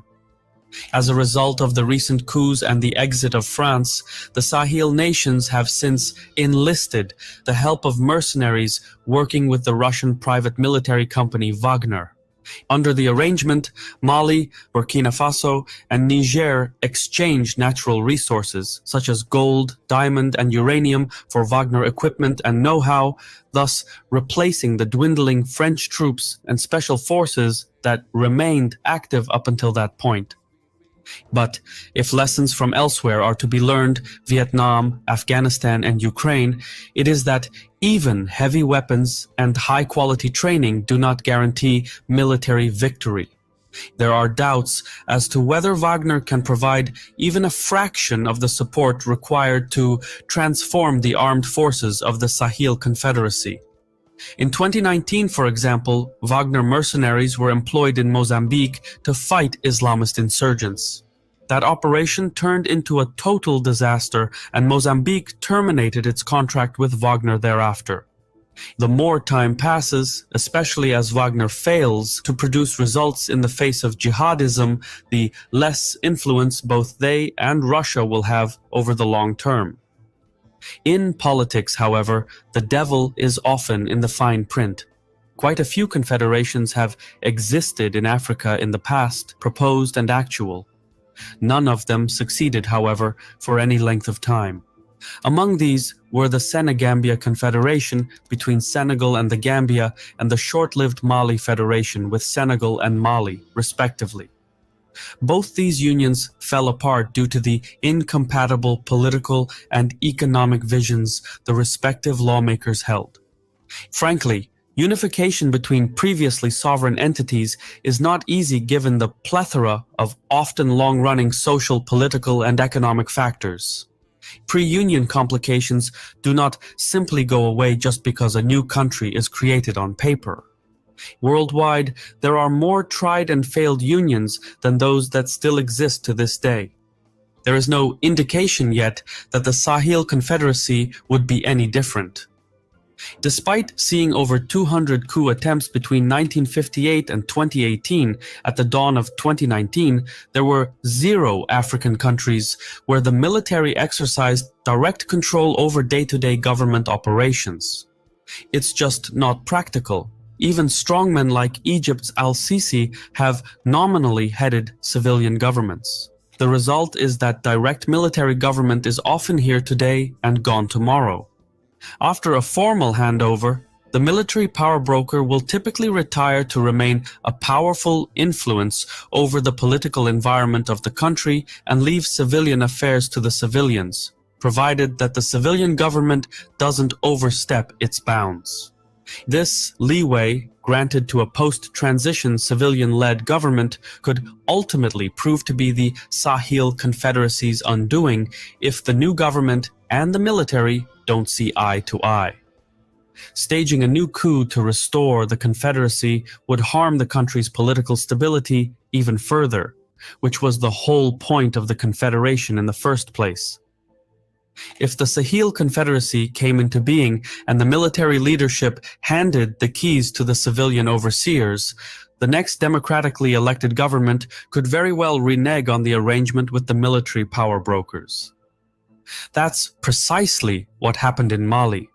The military coup in 2020 was followed by another coup less than a year later, which goes to show that the long-term stability and political commitment required by a federal arrangement are highly questionable.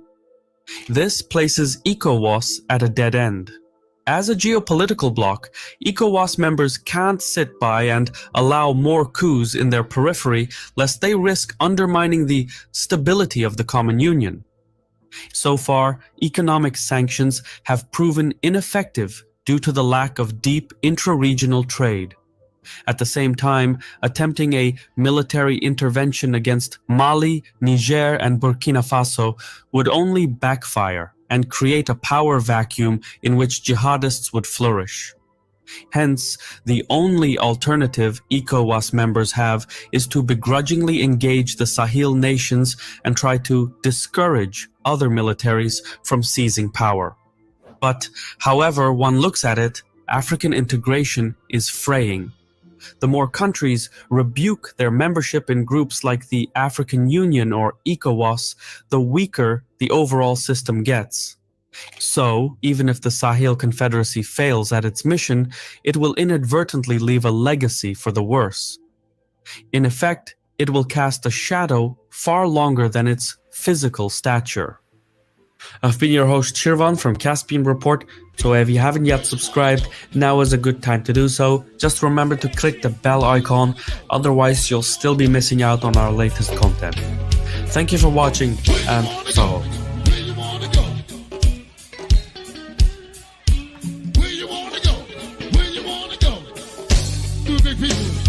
Yeah, that was the Caspian Report.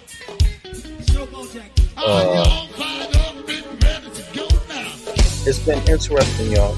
We had a good discussion, and we covered a lot of ground. I mean, earlier today, you should go back on the last live, and we had a good conversation about toxicity, xenophobia, many different things that kind of affect the vast community, you know, the diaspora in different ways. Hey, Andrea, did you see that Caspian? I did.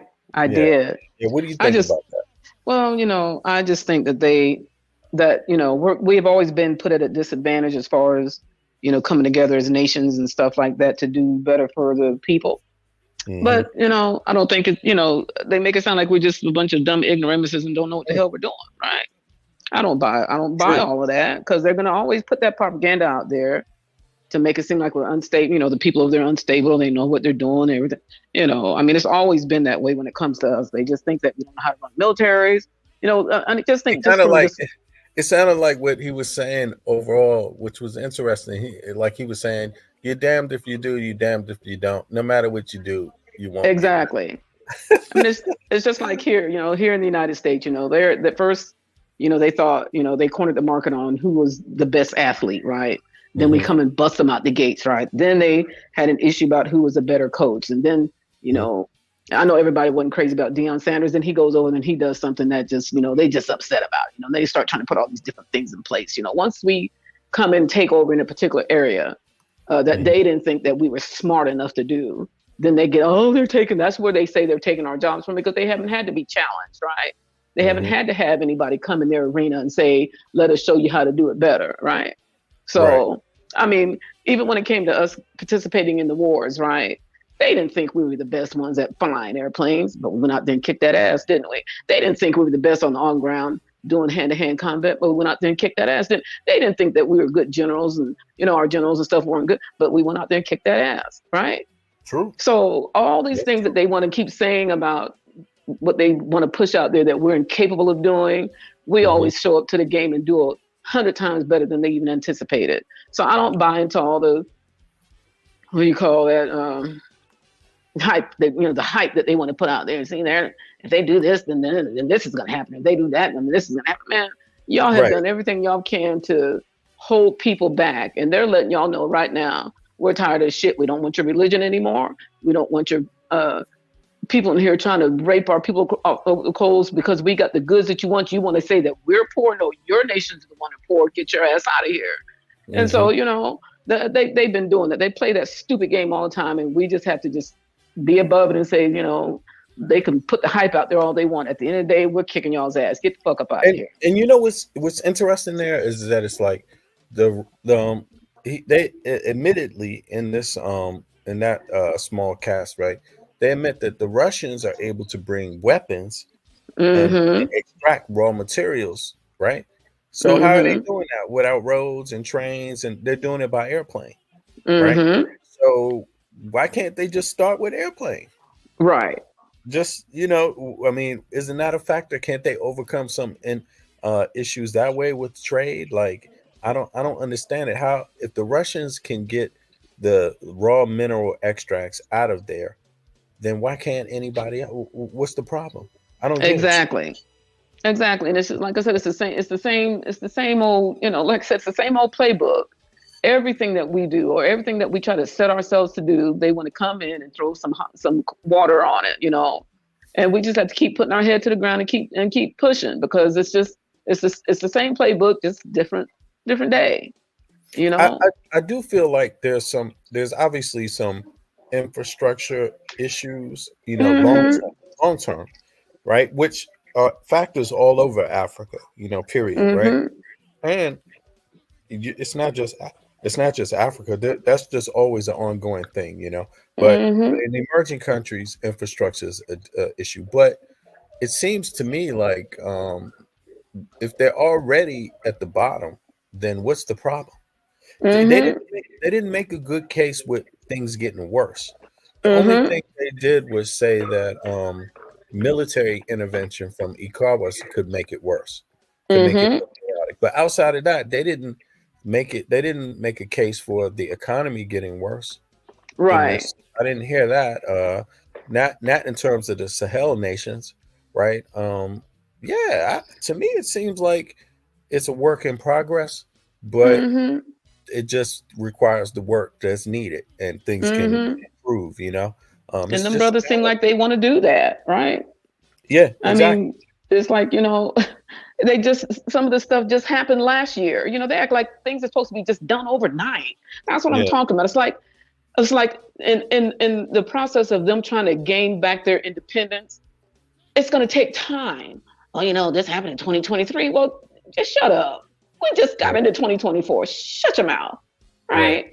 It's just so pathetic. And this happened in 2020. That's 4 years ago. I mean, you guys, they want this stuff to turn around immediately. Are you kidding me? Well, you've had centuries to do what you've been doing over there. It's only been 2 years. Yeah. The whole, as far as I know, right? 2 years, 2020, it was 2021, 22, 20. No, it's really just 22, 23, and 24. That's 2 years. I don't even think it's been a full 3 years yet. And on top of it, it's not all those nations that made these that kicked France out. I think what it means is like from 21, that's when the first nation did it, and then others joined. But as far as being a collective, I don't think it's even been 2 years yet. Right. Where they but all they expect, and they just always paint these dire pictures. I'm like, oh, you guys shut up. Yeah. I mean, I guess when we do it, we got to do it quick, fast, in a hurry, right? But they did it wasn't even a long, tedious. All they did was come here and use their guns and stuff to hurt people. Right. But with us, they want us to, to get over it. Get over it. Get over what we've done to you for centuries. Get over it. And I'm like, well, you guys, especially here in America, well, no one stop celebrating, Independence Day here, because it wasn't for everybody. You get over that? No, you haven't. You still talk about all this stuff. You celebrate Thanksgiving. Y'all murdered a bunch of folks. But you want to remember that. So when y'all get ready to give up all that, then you come holler. Don't tell us to give it up, get over it, because you haven't. But you want us to get over the atrocities that have happened to us. That's what you want us to get over, because it was done at your hands. So no, yeah. It's true. Anyway, right. I just had to give my last 2 cents. Oh, no, I'm glad you gave that. I also felt kind of strange when I was listening to that. I was like, damn, they don't have, this is interesting. Like, am I watching the right? I mean, normally the Caspian News, they cover some interesting geopolitical stories, right? But this stands out. This one stood out to me like, wow. I just didn't. I guess the overall picture that they were trying to give is it's a work in progress. I guess. I don't know what they were trying I to don't say. know. Hey, man, And is it that but they'll chaotic though? Could it be this chaotic? yeah, but they'll focus on, oh, look at all this massacre that happened to this cult in Kenya. They'll put that on the news, Right. They'll make I don't think this is. No matter what's happening, I see this region as coming up. I see it as coming up, and they may have to try some things and work out some things, the logistics of it, work out some logistics, work in progress kind of things, but they have the communication in order. They have the main things, the underlying task in order. They understand what they have, the resources. They understand the natural resources, whether it's mineral or whether it's what do they call it, like farming and things like this. They have that in order. Now they're trying to work out other issues like power, what else? Infrastructure, roads, trains, things like that. They're trying to work that out now, right? And so they need to have partners that are willing to work on those things. And obviously, terror or these small groups, that's an issue. But I see that as being a byproduct of just not having what do you call it? The main communication apparatus functioning in the past. I think now that they've decided what they want to do, it's easier for people to come to them and work with them. Even just the fact that they decided what they want to do long term, it paints a clearer picture and makes it easier for people to come in. And again, if it's only so long that if the Russians find interest, it's only so long it can go on before someone else has got to say, hey, how can we get in? That's my take on it right now. So yeah. And and like I said, these things take time. This stuff ain't gonna happen overnight. It hasn't worked yet, and it hasn't worked yet. And I don't know, give them time. You'll see. We're gonna kick your ass. It's going to happen in this region. It's going to happen in this region because these people are very aware of each other, very aware of each other now. Particularly historically, and I think they really needed that. So I'm happy about the Confederacy. Whether how fast it moves or rapid it moves, I don't care, because the first thing that they did was they all decided, hey, let's get the French out because the French are not doing the job. Simple. They've been here. We gave them a chance for decades, and look at the situation. So try something else, and I think that was the first step. But let me try to see what the Africans say. that wasn't the Africans that time. So let's see what they say about the same situation. Actions have trailed the recommendation by foreign ministers of Burkina Faso, Mali, and Niger to create a confederation as part of a long-term goal of uniting the West African neighbors within a federation. Mali and Burkina Faso, ruled by juntas who seized power in coups, rushed to back Niger's military rulers when they ousted elected President Mohamed Bazoum in July. They created a pact, the Alliance of Sahel States, setting up closer economic ties and mutual defense assistance if the sovereignty or territorial integrity of a member is threatened. In a joint statement following a two-day meeting in Bamako, the foreign ministers spoke of the great potential for peace, stability, diplomatic strength, and economic development that a strengthened political alliance offers. Mali's foreign minister, Abdoulaye Diop, says the conclusions will be submitted to their heads of state who are due to meet in Bamako at an unspecified date.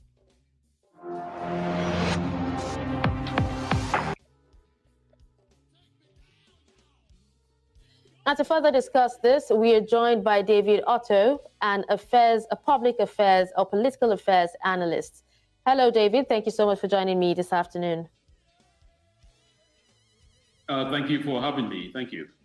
All right, now looking at how these three countries have historically interacted and the existing relationships between them, What are the potential benefits and drawbacks of creating a confederation between Burkina Faso, Mali, and also Niger? Well, I think it's important to understand that these three countries, first of all, have shared a common border, known as the Liptako-Goma Triangle. And of course, we also know that historically, these three countries have been ruled by military junta in the backdrop of the military coup d'etat that occurred in Mali in 2020 and 2021, of course. What'd you say, Andrea? I'm good. Okay.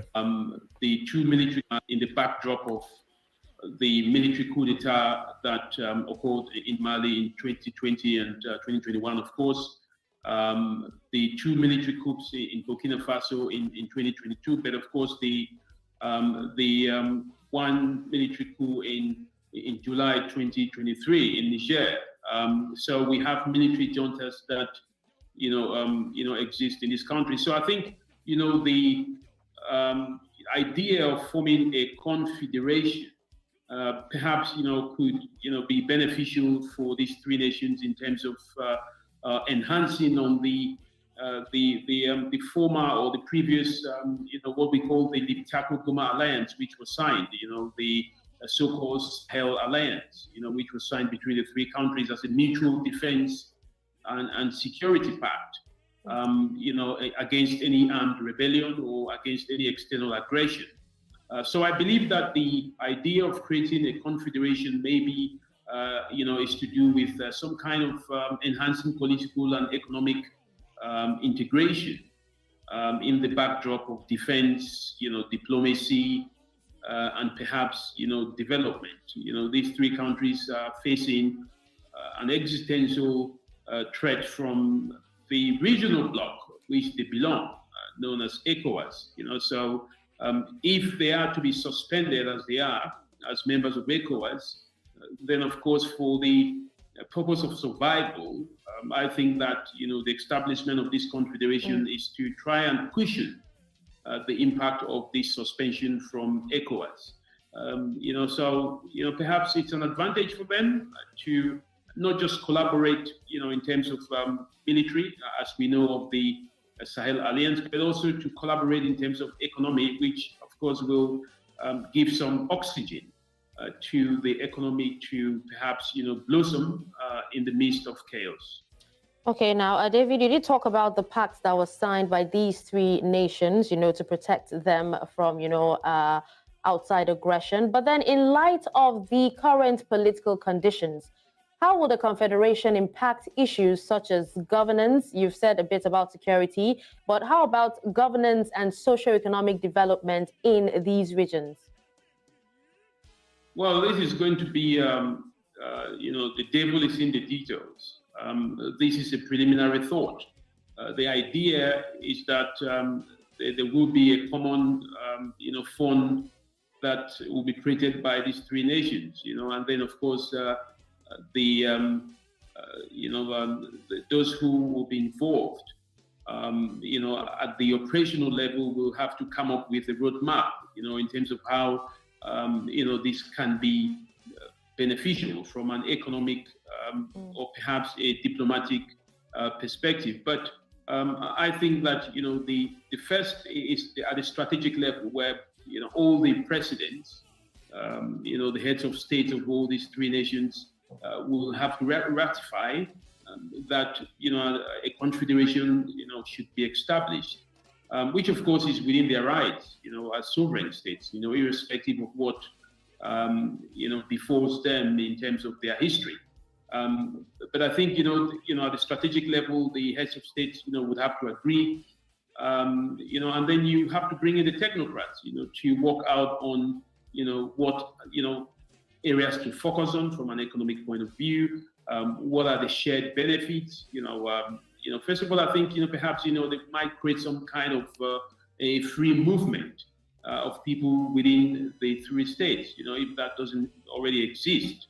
They might reduce, perhaps, taxation or, so there are a number of things which, perhaps would be a subject of discussion, at the points of where the technocrats would go to work. At this point in time, we're looking at a political statement.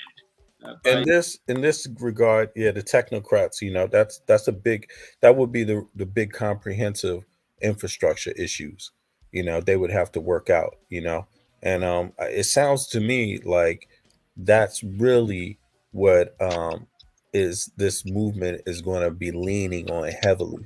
The military has made the alliance and told France to move, made the alliance, and now the technocrats have to resolve the underlying infrastructure problems so they can get to the next phase after that. There won't be any benefit without the technocrats doing their job. And it seems like there's going to be a lot of focus on that, or would have to be a lot of focus on that. And also, it seems to me like a lot of partnerships would be based on that. Because again, you're going to need some technology to overcome these obstacles, these infrastructure issues. And that's where I'm curious about what direction, how they're gonna move. Because I don't want to just cut this brother off. Hold on, let me see. Okay, we halfway through. I'll wait, play the rest of this, and then pull up a map so we can examine what he's saying. The foreign ministers, that has to go through again as a subject of discussion, at the points of where the technocrats would go to work. At this point in time, we're looking at a political statement by the foreign ministers. That has to go through again, as I mentioned earlier, on to ratification by the heads of states, and then of course the economists, and the those who are in charge of these sectors will have to go to work. But we're still at the early stage. But I can see the reason why these confederation has been established, because of course all the three nations have been suspended from the economic community of West African states, which means they cannot trade at this point in time with ECOWAS, or perhaps they have limited trade, import and export arrangements with ECOWAS. So, all right, well, David, still on that. They want to survive.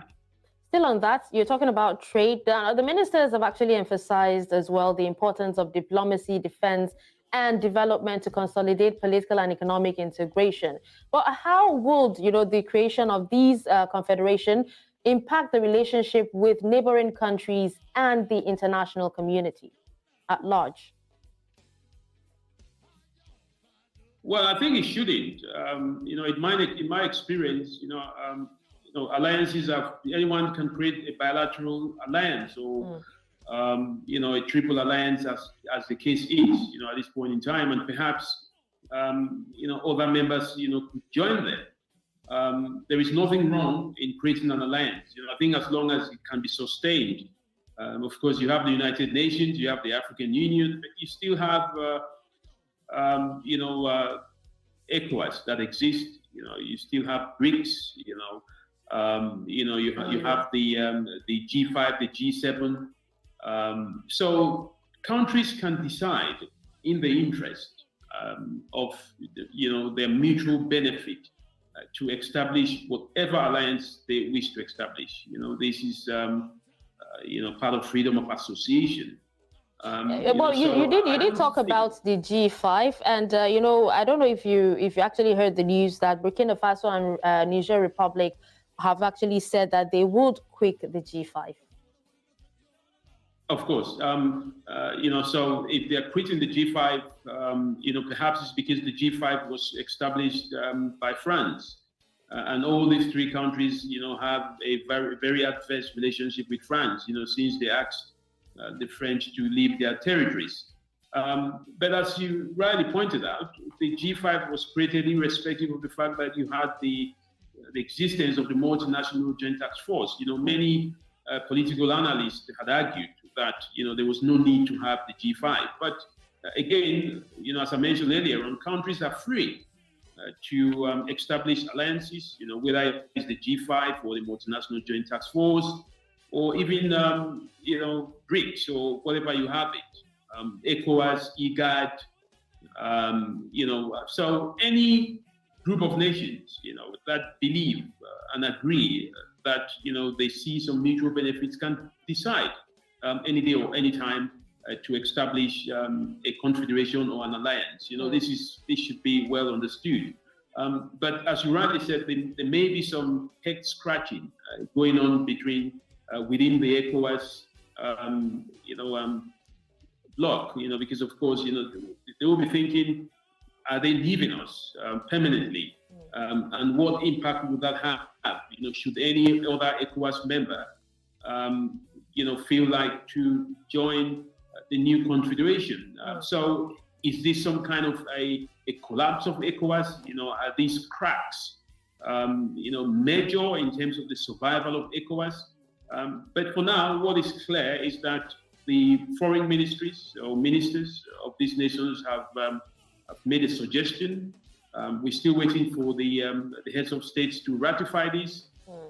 So right now we're just in a speculative mood, but I don't see any impact that it would have, in terms of, to a state where it will not be established, as long as these countries, stay determined. All right. They are free to do so. Yes, indeed. Well, thank you so much, David Otto, for your time and also your perspective on this issue.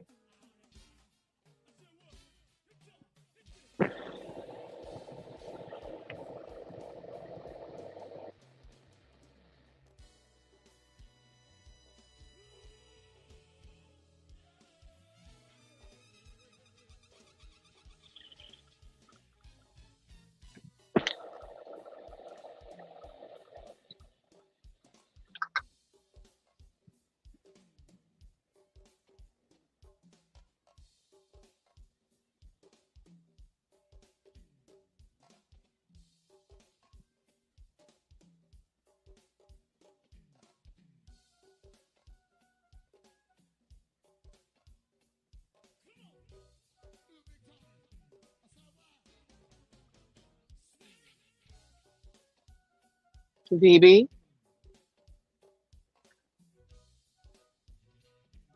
Oh, sorry about that. Here I am. You couldn't hear me. Thank you. Nope. Go ahead. Yep. What were you going to say? He's a little bit more optimistic than the other one. Yes. Yeah, he does. And yeah, exactly. And what are you going to do? Like you said, so you get France out of there, who's been there for what? How many decades? And a century basically, right? Yeah. You get them out of there, and you're supposed to have it all together overnight, right? Right. No, because they're basically 100 years behind dealing with the infrastructure, right? Correct. Power and trade and the trade routes, roads, railroads, and then also access to the sea, right? You need access, and as the guy said, there's no well, they said the waterways, they weren't designed to do shipments, to ship for commercial vehicles, you could say. So I guess it's rough waterway terrain that they're dealing with, right? It mainly is there for fishing and just local, movement, but not there to actually move larger quantities of goods and have larger ships there on it, right? Just small vehicles. So the question is, how are they going to move up? The first thing is they need to continue the raw export trades of goods, whether it's farming, fruits, vegetables, things that they grow, right? How they're going to do that with local countries? Well, then ECOWAS is saying they have a trade problem there, because right now they say that it's going to be limited trade, only humanitarian, and then not for economic growth, right? Or private industry. Now, so they have to find a way around that. But on the other hand, to me, it sounds like where there's a will, there's a way. Yeah. And if Russia is there, then it seems to me like the first thing they would get started on is a pact with China, probably to start building some railroads. They would probably be trying to figure out I mean, let's zoom out here. I mean, look, Sudan is right next to Mali. That is right. Okay, they have Chad right here. Chad is in the middle. Chad is in the middle. But Mm-hmm. Nigeria is in the south. No, no, wait a second. No. Burkina Nigeria's Faso in the is in the south. Then that's Ghana. So to me, it seems like this right here. mm, To me, it seems like this area, Niger, Mali, Burkina Faso, it seems like this right here, because Ghana's, is going to stick with the U.S. So Guyana, I'm not too sure. But to me, it seems like for them to get waterway access, they have to build the infrastructure. They're going to need mm-hmm. also electricity. And how they're going to build that? I mean, there was some issues. They say that from last time I checked in on this, there's a major river where they can build that here. Let me see. Mm-hmm. I'll pull this map up that goes through all of these. Right. This river right here, the Niger River. It goes through all of these, through Mali, and then it comes back down. Is this no? It doesn't go through Burkina Faso, but it comes out here, and apparently this is a river that they have a. Where's Nigeria at? Right here, somewhere around here, they have an electricity grid, but it's Mm-hmm. managed by the Nigerians. That's what I heard. But Mm-hmm. so they would need more of this to provide local electricity. But then again, that's the old way. That's on the water. I mean, nowadays you have other means for electricity. I mean, you have solar power. But then Mm-hmm. again, that would have to be China. I don't know about wind power. Wind power usually tends to be something like, in the sea where they're building things, but I don't know. I mean, they have some challenges, but they living with these challenges every day anyway. Yep. So what's the harm, right? What would Yep. be different about today, living with it today? It's just more changes. Yeah, did I miss the blacks in school? Oh no, no, no, no. We didn't do that part. Yeah, we're gonna go back to that one, Tar. Yeah, definitely. So to me, overall, yeah, they have issues, but what's the problem? To me, it Mm-hmm. sounds like it's a political problem. If ECOWAS wants to do business with them, wants to do the right thing, then they will do something. They will do something. Mm-hmm. It's their neighbors. They have common history together. Um, and this is an AU issue too, the African Union issue, which the goal of the African Union is supposed to be to help emerging economies thrive and provide for the Mm-hmm. people.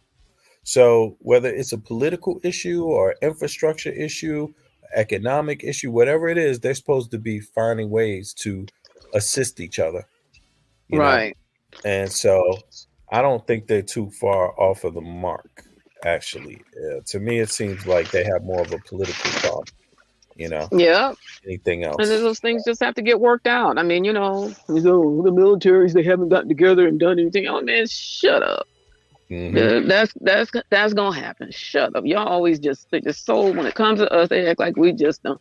Everybody we just as dumb as the ducks. Shut up. Right, Mhm. right. So I think it's coming. All right, let me see something. Mhm. The Belt Railroad by China is part of the agenda. The Belt Railroad by China is part of the Agenda 21 plan. It's not good. The Belt. Let me check up on that. Yeah, thanks, Todd. Thanks for saying that. Let me see something here, just to follow up on that. The Belt. What did he call that? The Belt Railway. Railroad Railway. Railroad. by China. Okay, Agenda 21. The Belt Railroad. Railroad. China. There it is. China and okay. Mali official joins. Is this it right here? The Belt Road. What? Okay, but where does it extend into? Let me go back. Maybe this is not the right one. That's Europe, so that won't be right. Okay, case study. Here it is. Can Tara hop on? Yeah, Is yeah. he still at Tar, hop work? on up if you want. Hop up, Tar. Oh, let me drop the link for Tar also, just in case you want to hop up there. Let me see here. Boom. Uh, is it coming up or what? What is this? Yeah, because my phone's getting hot. It just, I don't know, when I'm on StreamYard, it just doesn't like it. Oh yeah, StreamYard. It requires some power. You know, it uses the damn. What is it called? I'm losing my mind now with the processor. It uses some processor and RAM. You know, they have to upgrade it so it doesn't use. But let me see here. What is this? Let me read this. What is this saying about the road here, the Belt Road? Okay, hold on now. Let me see. Seeking the newly built street lamps and water towers in the village, John Dumbia, the head of, let me read this, head of what is this? Coniobla village. I'm sorry. Uh, and Mari Coniobla couldn't hide his excitement and joy. He no longer has to worry about drinking water and electricity. Thank you, Chinese friends, for helping build power stations, install lights, and drill wells. Mali, a West African country, has always been short of power resources, and the rural electricity access rate is less than 20%. The village in Koniobra is located in the southeast of the capital, Bamako. There's almost no power supply for the village. The villagers can only rely on a few hand pressed wells for water and spend a long time queuing up to get water every day. Okay, that's about the water. So in the past, there was no electricity in the village, and there's often a lack of water in the dry season. Everyone's life is very inconvenient. We have always been eager to live in a modern life as soon as possible. Okay, let me see here. So this is a Chinese project. Yeah, okay. Diop, a villager, said excitedly that now after dinner we could go for a walk and chat on a brightly lit street, and some families would drink tea while watching TV under the lights in the courtyard, which enhanced the mutual feelings of the villagers. Not only that, villagers also began to enjoy the automatic pumping water towers with the free electricity provided by the solar energy. Diop said that without China's generous assistance, it is impossible to imagine when it would be possible to equip the home with such advanced new energy equipment. Now, the water supply and power supply systems are all running automatically, and you can use free and convenient water and electricity at any time, which is simply too convenient. Yeah, so this is China's. You know, they're doing these. I don't know if this is how. I mean, they're obviously talking about a local town, but you know, it's part of it. It's part of it. I mean, you can do small things and work your way up to doing big things. You know, you create trust through solving problems, through helping. You know, and usually trust is a big factor, because why would you trust anybody with just a whole lot when you need to trust them with a little bit before you give them more? You know. Let me see here. Initiative 20. Okay. Yeah, Tar said it's the part of the 2021. Agenda 21. All right, let me go back here. Agenda 21. And then I want to go back. I want to go to more some exciting news that people probably going to like. And that's Puff Daddy. Let me see here. Agenda 21. Puff Daddy, because we want to see we want to see what's going on with the chaos. Now let's see here. Agenda 21. Hold on. UNC. This is. Oh, he's talking about the United Nations. Okay, Agenda 21. I have to blow this up to read it. Let me see. Agenda 21 is a comprehensive plan of action to be taken globally, nationally, and locally by organizations in the United Nations system, governments, and major groups in every area in which human in which human impacts on the environment. Oh, right. In which human impacts on the environment. Let me see here. Who is this? Tar? Yeah, that's Tar. Okay. Now let me read.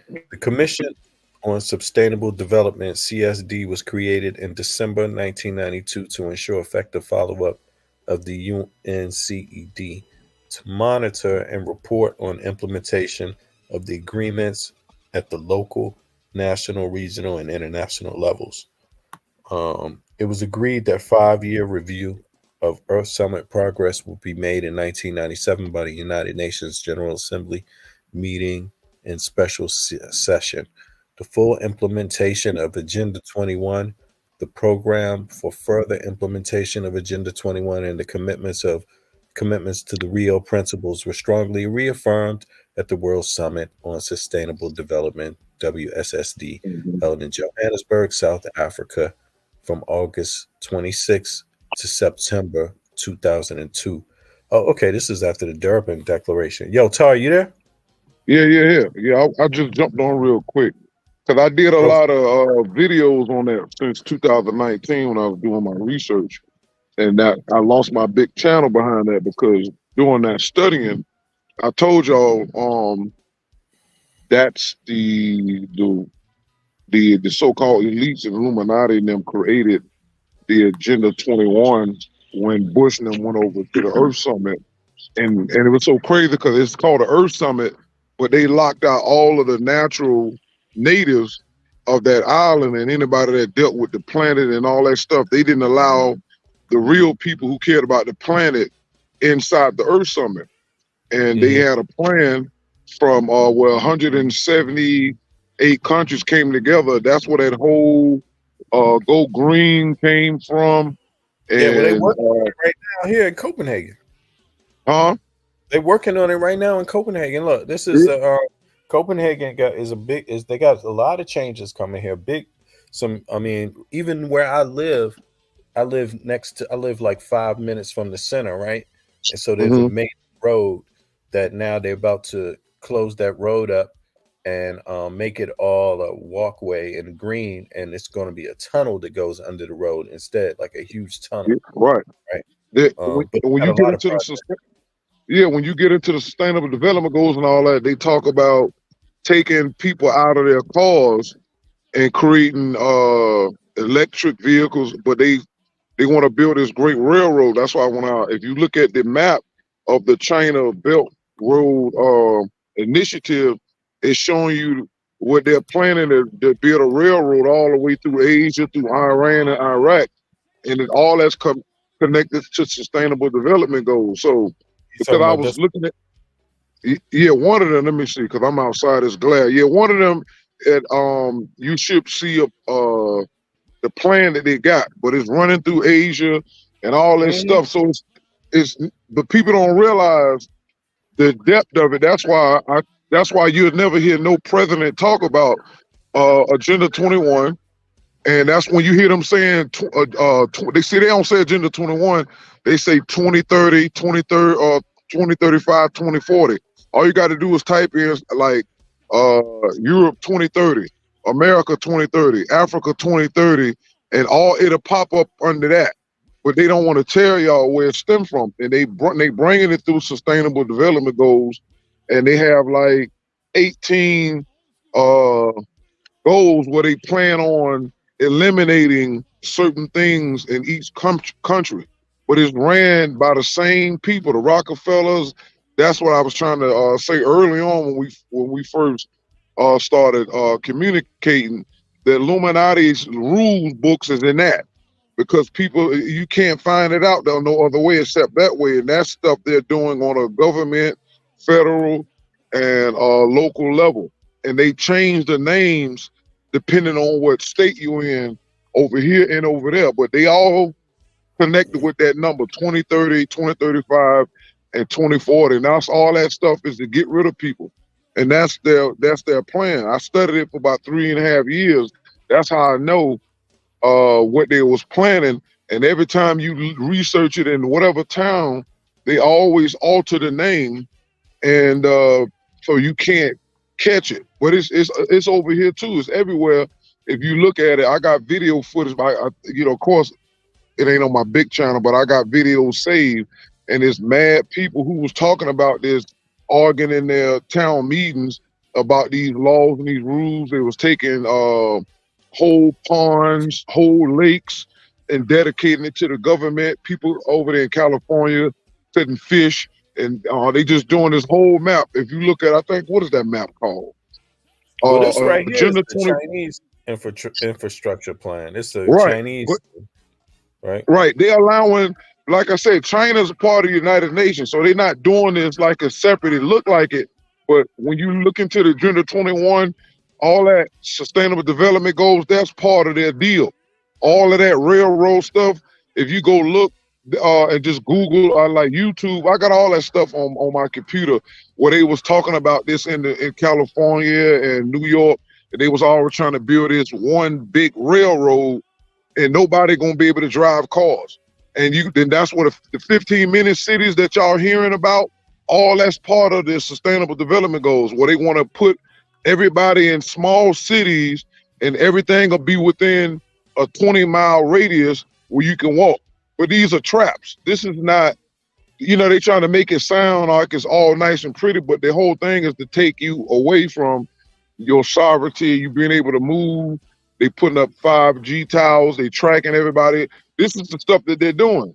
And YouTube will just find ways to try to stop you from talking about it. That's why you got to go to bitshoot.com or go to Rumble and just type in Agenda 21 Sustainable Development Goals or 15-minute cities, and it's mad videos of people who compile this stuff for hours on end so you can see what they're doing.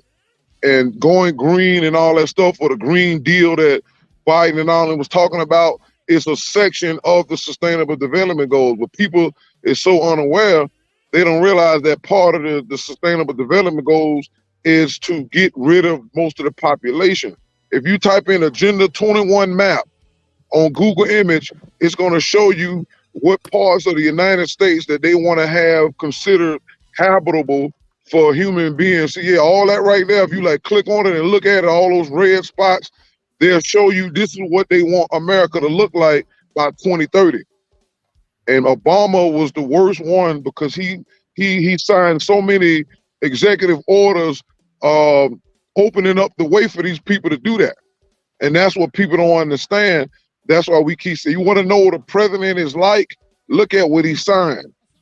But when you look at the executive orders, Obama was taking land from Native Americans and people. This is. What are they this is? I couldn't hear. What are they? What? What are they telling people this is? Like, They're telling that it's called a rural America map, and they're trying to make people think that they're trying to make America more livable. They're trying to protect the habitats. They use an eminent domain where the government could come in and take your land and say they're using it for government purposes. Obama was signing so much stuff that took so much land from people, and even in rural America, I'm talking about people, they made laws where you can't capture rain off your roof. It was illegal to have your own little garden in front of your lawn. I got video footage of all this stuff. This is what Obama was doing. That's why people was hating Obama, but a lot of us, because we was ignorant, we thought it was because he was half black. But when I started looking at what he was doing, he was actually attacking white Americans too, and taking Native Americans' land and all that. Had Native Americans paying them to declare other Native Americans not Native Americans so they can take their land and wouldn't have to pay them the money that they had already signed with the government over 100 years ago. This is the stuff what this clown was doing. So when people really understand that, and how he signed other laws that if you say something against gay people, that they can come and arrest you and keep you detained for an unlimited amount of time. But what they did was they'll create these bills, executive orders. You have to go and look what's embedded in the executive order. Obama was a homosexual. That's why he did all this stuff and gave them powers to affect you. Like they got the Chinese bill. He created a bill within his executive orders that said if you said something or harmed a gay person, it's gonna be crazy. I got all this stuff on video footage. I sent you a couple of videos some months ago about Agenda 21 and what they're doing. People are just not. It's so distracted. You have to really be disciplined, man, and sit down and really look at the stuff that these presidents signed. Bush, the second Bush, Clinton, who signed executive orders that allowed the Chinese to come in here and get all of our technology. And this is why China is a problem to America now. And this is why we having a lot of outages over here.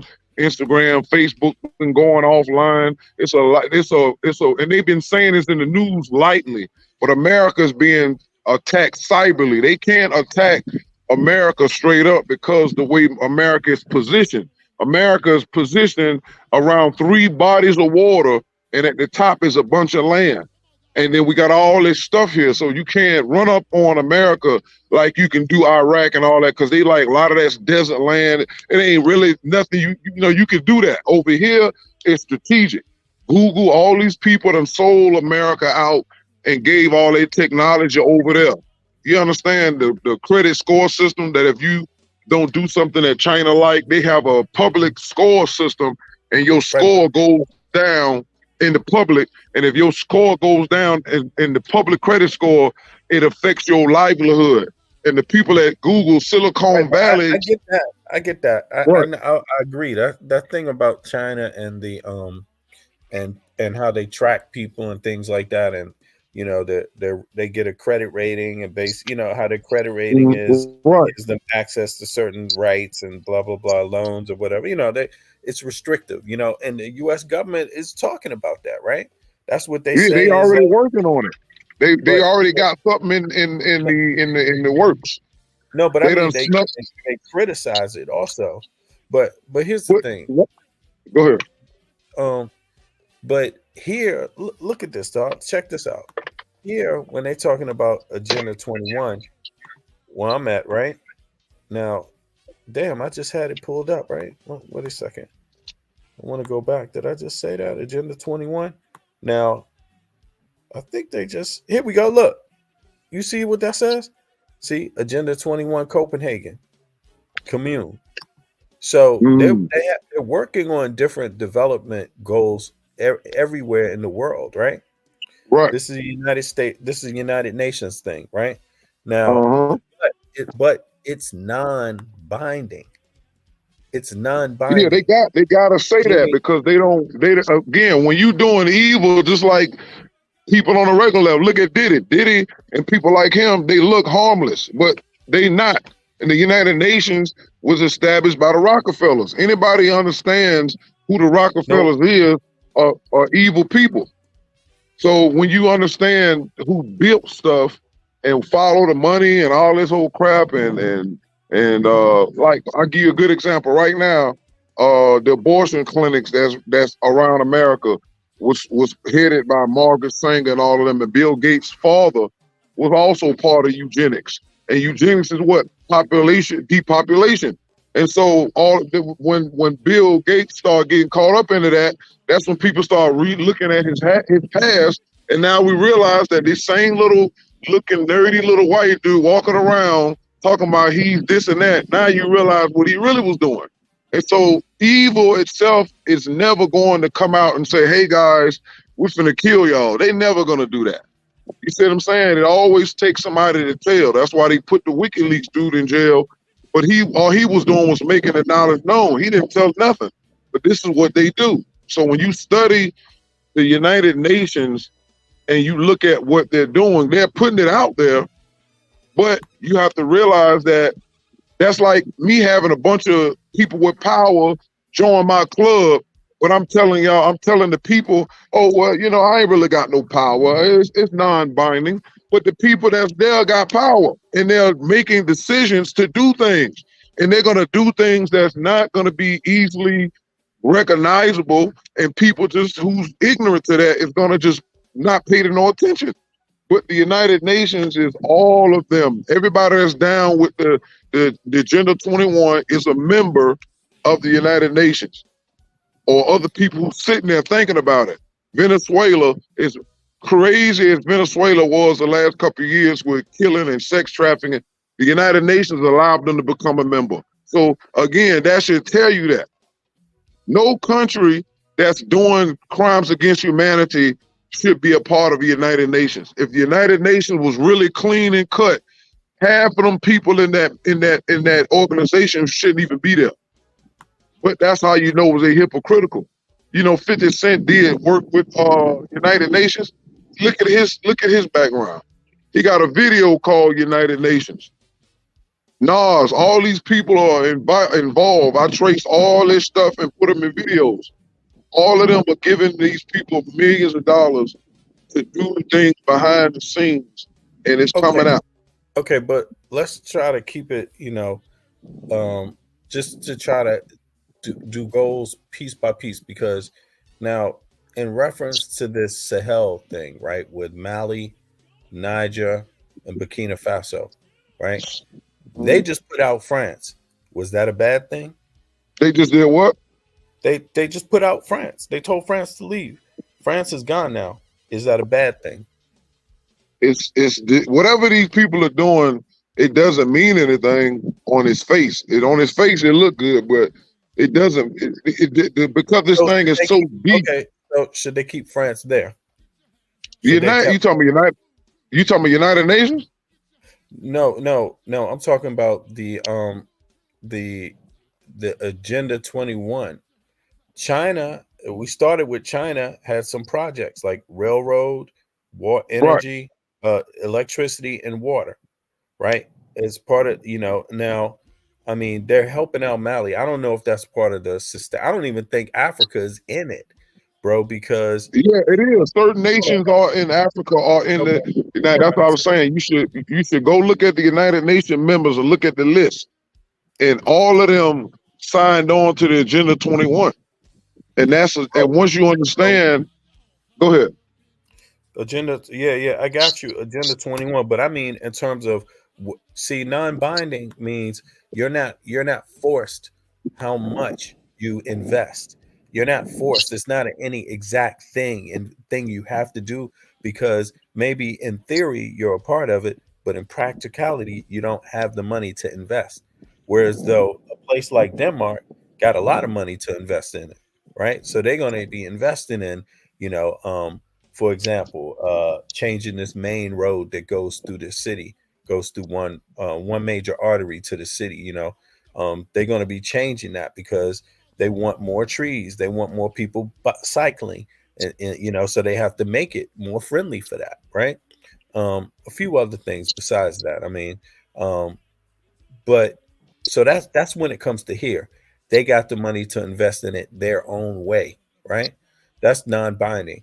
But in terms of Africa, right? To me, it seems like, they're underdeveloped in the first place. So I'm not, to me, it sounds like things like roads, infrastructure, stuff like that is not a real problem for them, right? Like, it sounds like, what would they do bad? What could happen bad? They don't have roads already. They can't. How can they do anything when they're underdeveloped? Who do? Like, for example, Mali, Burkina Faso, and Niger, right? How was Agenda 21 bad for them when they're underdeveloped? Because the people is all that's a front. They don't. Agenda 21 Sustainable Development Goals is the elite's plan to get rid of the undesirable and make everything more accessible to them and let stuff grow. That's like I said, when you study the Agenda 21 map and information, I'm gonna go get the information and we'll just discuss it, and I'll show you the deadliness of it, because you have to, people haven't read the book. Like, it's a big, thick book. So you're saying for China is good, for Europe it's good, for United States it's good, but for Africa is bad. It's bad for all of the undesirables in every country. because they all part of that plan. With the elite, of course, it simply put, it's just about they want to get rid of a bunch of people, which is that's why depopulation was such a big thing right before COVID, and right when COVID came in, that's when people started realizing that this would, like, COVID was created. It was part of Obama's and them plan. Hillary's supposed to won in order to continue 8 years after after Obama, so she can finish off the COVID. That's why you can find video footage of Obama and Bill Gates and them provide. I get you, Tal. But just to get back to the Sahel thing, right? With the agenda, if they're underdeveloped, right? If they're underdeveloped, and they just kicked out somebody like France, right? I mean, what are they supposed to do? They're supposed to say no to development? But see, that's the thing. It's like you go into a town that you consider underdeveloped, but that's the whole game. The game is to offer you something like they're doing in Africa. A lot of places in Africa, when you compare it to the modern world, but it's not underdeveloped. It's natural. The modern world have destroyed a lot of the planet and people to maintain and create this type of luxury. But you can't, if you turn, it's like looking at a Star Wars movie with a whole planet or Cybertron off of Transformers. Most of the planet is robotic. That's where they're going. If something doesn't stop that, you're gonna destroy the planet because you keep making all this metal and stuff. You don't need all of that. To the modern world, they believe the natural way the planet looks underdeveloped is not, because people have been living for millions of years without this stuff. So in order for them to bring you in, they're gonna still be in control, because if they control all of the material, how do you take control without being developed? Because that's where every group had their own government and their own people. The world was never meant for the beat. See, that's why the world is having this problem, because you got these group of people who think they can control the whole world, and people are different. They have different habitats. They have different belief systems. The world was never meant to be under no one world individuals, and that's what they're trying to do, and that's why it's a problem. So the main issue is the small group of people hoarding the wealth. The problem is not that we need to become more greener, right? To save the earth. That's not the part of the problem with the Agenda 21. But right? Agenda 21 wants to make people believe in the climate change, but the earth goes through what's called sun cycles and moon cycles every 6,000 years. I got a book I wrote on it that talks, they know what this is. They know the planet cools off for 6,000 years. That ended in February 5th, 1962, and the sun and the earth started heating up in 1962, and it's going to be like that for another 6,000 years. I already wrote this stuff down. But isn't it also about toxins that we putting back? Yeah, but that's still because of the extra. I mean, it affected, but the planet was still going to get hotter regardless. That's not going to change that. It's influencing because the methane that they're putting out into the atmosphere. No, what I'm saying is, I'm not just talking about the atmosphere and the hottening and the cooling. I'm talking about the water, the drinking water. That's them though.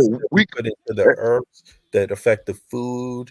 And guess what? That's all modern countries did that. Created plastic, all this trash. Right, so shouldn't we want to move away from those things?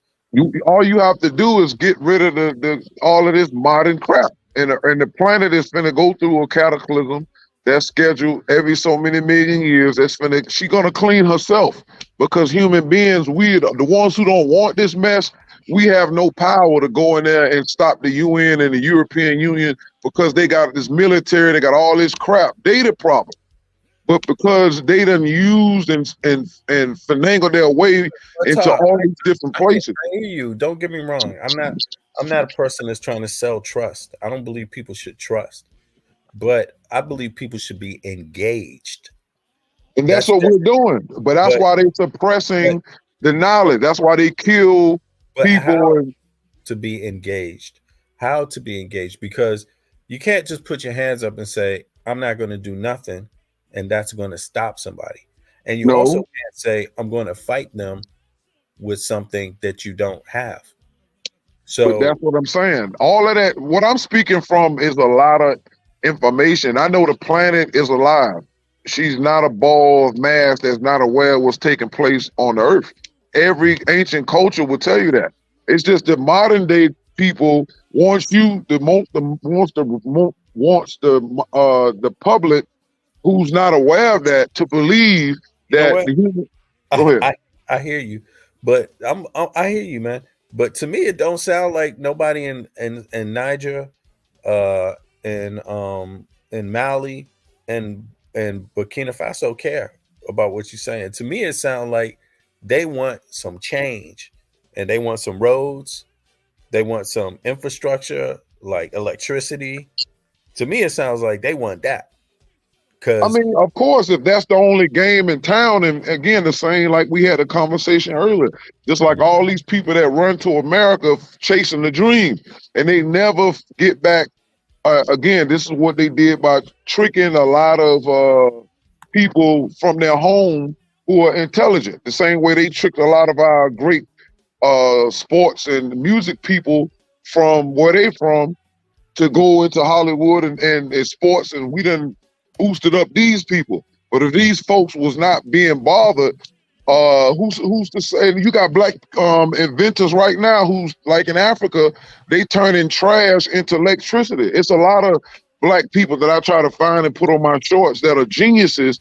And if the big companies left these people alone, because each race produces intelligent people that can create and make their time that they're living in more better. America, these modern countries don't have the best ideas. Like we had a black man and a white man within the last 10 years showed you how to make water, clean water out of air, and both of them was killed. Had a black man who went and showed the government he learned how to make gas out of air. I think it was something like that. He worked at a mall like a year or so ago, and they set up a shooting, and that man got killed. Everybody's seen this on the internet. Every time somebody comes out, they can cut out gas. And the same thing they did with Nikola Tesla. Nikola Tesla was smarter than what his name, Graham Bell and Einstein, and he knew about free energy, and the feds had him killed.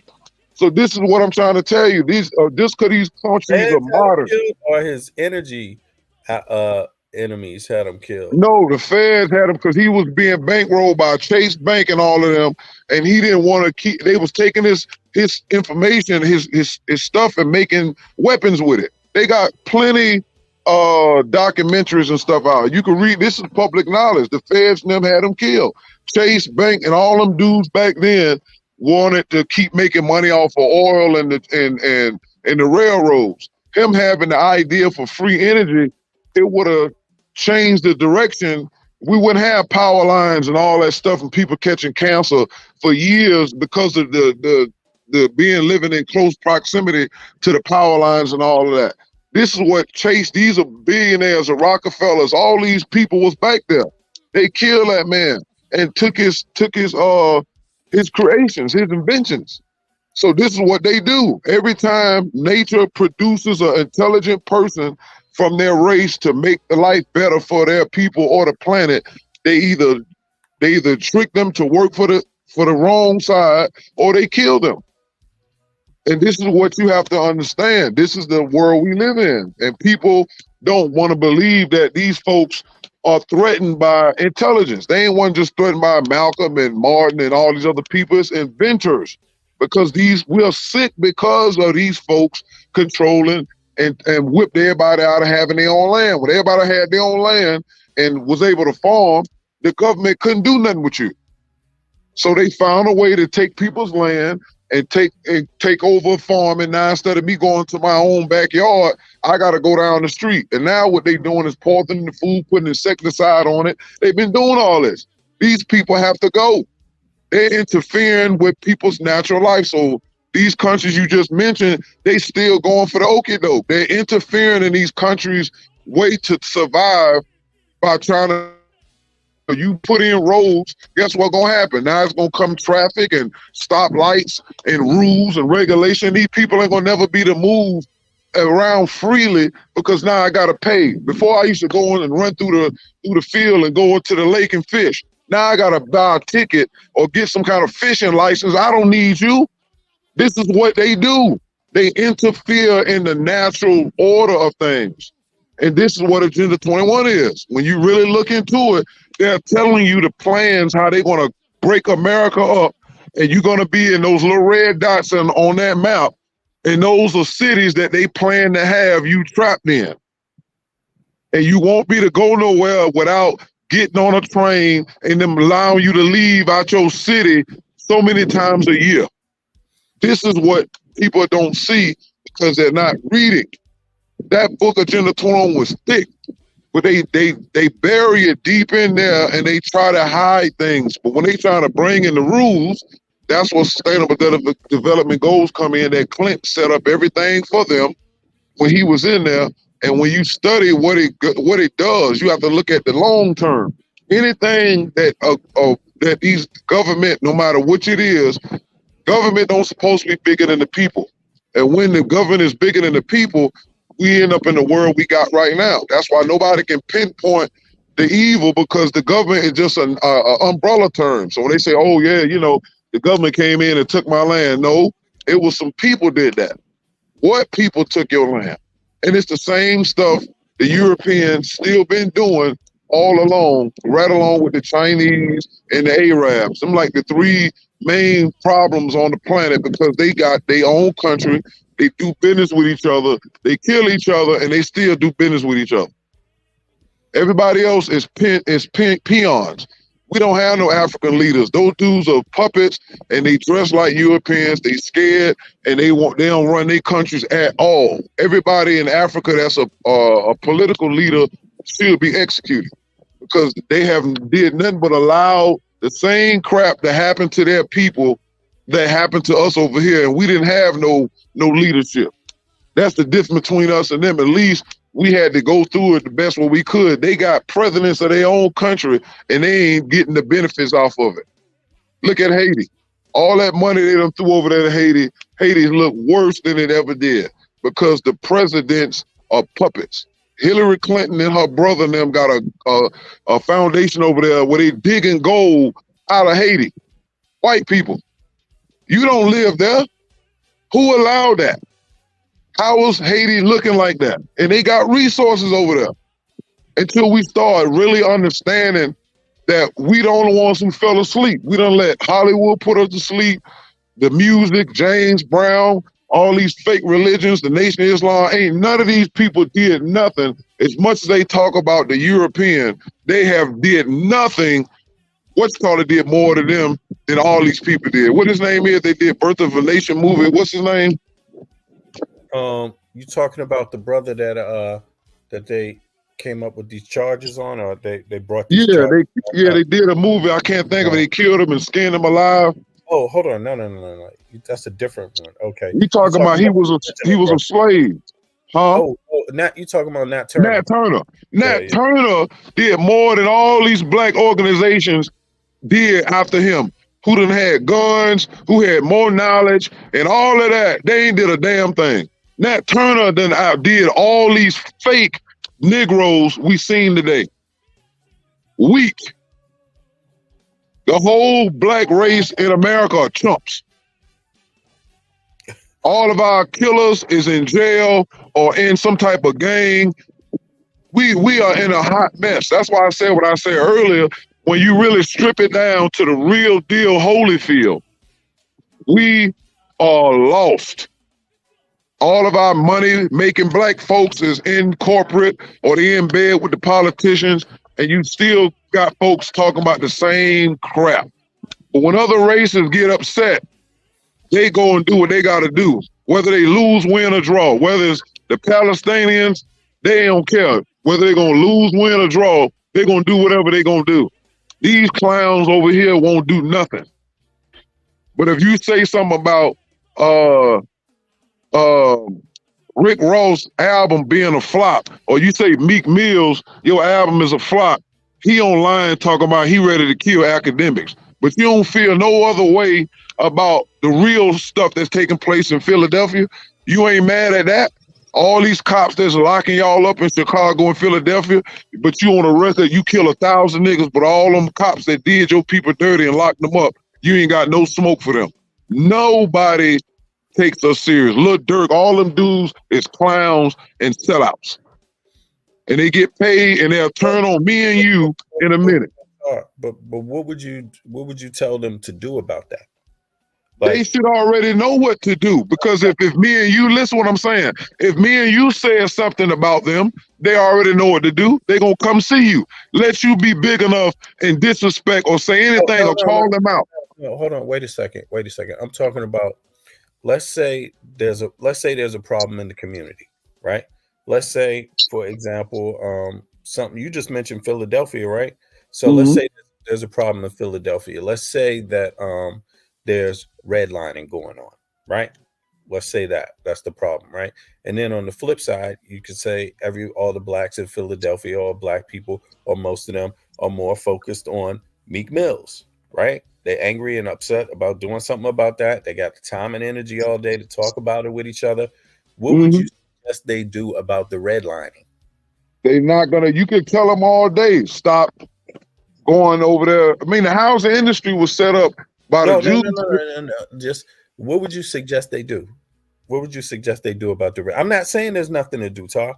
I'm saying there's something to do. I'm asking you, what would you suggest they do? They can't do anything because the red line is done by zones. They have to. What America has showed us. See, this is what I'm saying. Tar.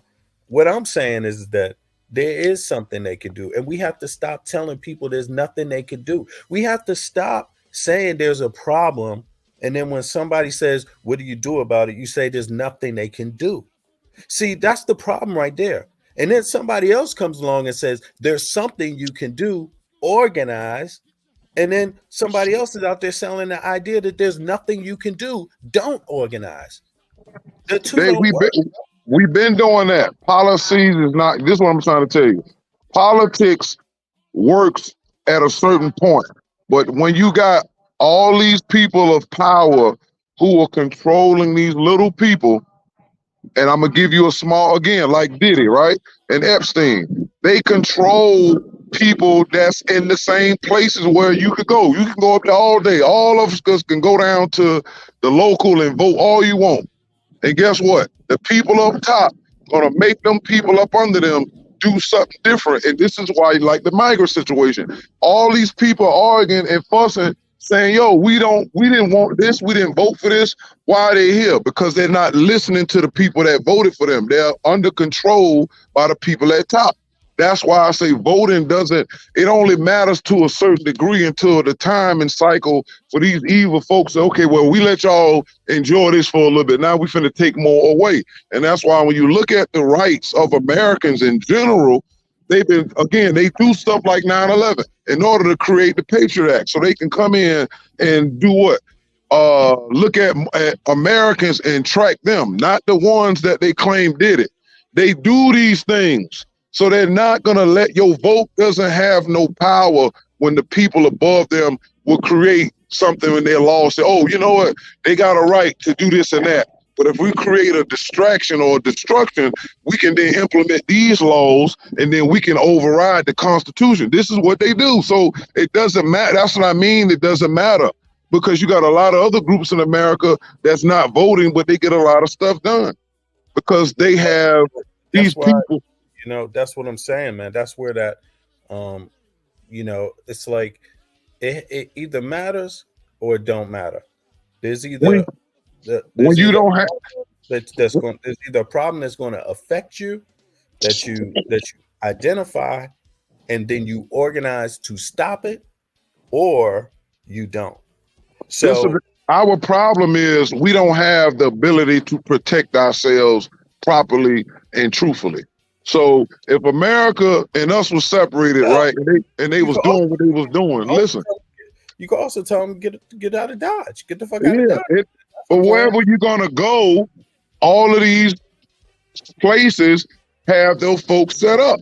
Just like Africa, we could pick Africa and look at a bunch of black people running around with them old ass guns terrorizing Africans. And when you look at the person that they work for, these little black teenager boys that they're recruiting from these villages that they're attacking, then you realize all of that has to go. So until you can properly govern yourself, protect yourself, nothing you do is gonna get you where you're gonna go, because nobody is bullying the Caucasian person. Whenever they making rules and they don't like something, they go into war, and whoever wins wins. But when you when you underneath them, under whatever group of people it is, if you can't fight back truthfully, yeah. But Tar, you shooting yourself in the foot. Your argument shoots itself in the foot, because on one hand you're saying there's a problem, it's a big problem. People need to pay attention to this problem. And they then should. On the other hand, you're saying there's nothing you could do about it. Right, because look again. Do we have a military? No, we don't have. No. We don't. You got to have that, because you can't have a conversation. I'm saying go ahead. I'm saying you're shooting yourself in the foot. You don't have to. If you say there's a problem, this problem's coming, this problem's affecting us, this problem's going to kill us, and then when somebody says, okay, so what do you do about the problem? And you say there's nothing you can do about the problem, you just shot yourself in the foot. No, because I know that the earth is finna balance all this out. I understand that. I'm just speaking on a lower level to people who might not be aware of it, who maybe not be spiritually inclined. The black race have been robbed of their ability to truly defend themselves. So it's nothing. When I say it's nothing, you can do something, but you're gonna lose. All of us could come together right now. No. I'm not. See, I didn't define what that is. I didn't define what that is at all. I'm just saying, it's just there have to be something. There have to be something, And that something is not human. It's no black liberation superheroes from the pop up out of nowhere. That's not how nature works. Nature knows we have been. Well, you're saying nature going to do it.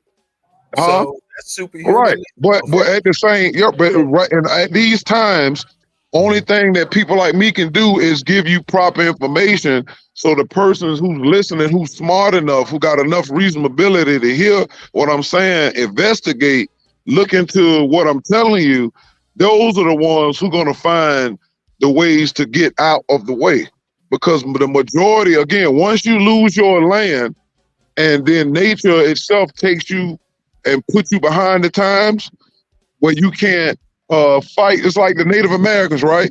They had the numbers, but their weaponry didn't last because the Caucasian was armed with gunpowder and they wasn't able to keep up with that. So once you lose all of those things by nature, I mean the negative side, and nature brings in another group of people that's well equipped and it's meant for them to rule. There's a problem. There's a problem, bro, because listen, everyday people need something to do. They need something to do. Everyday people.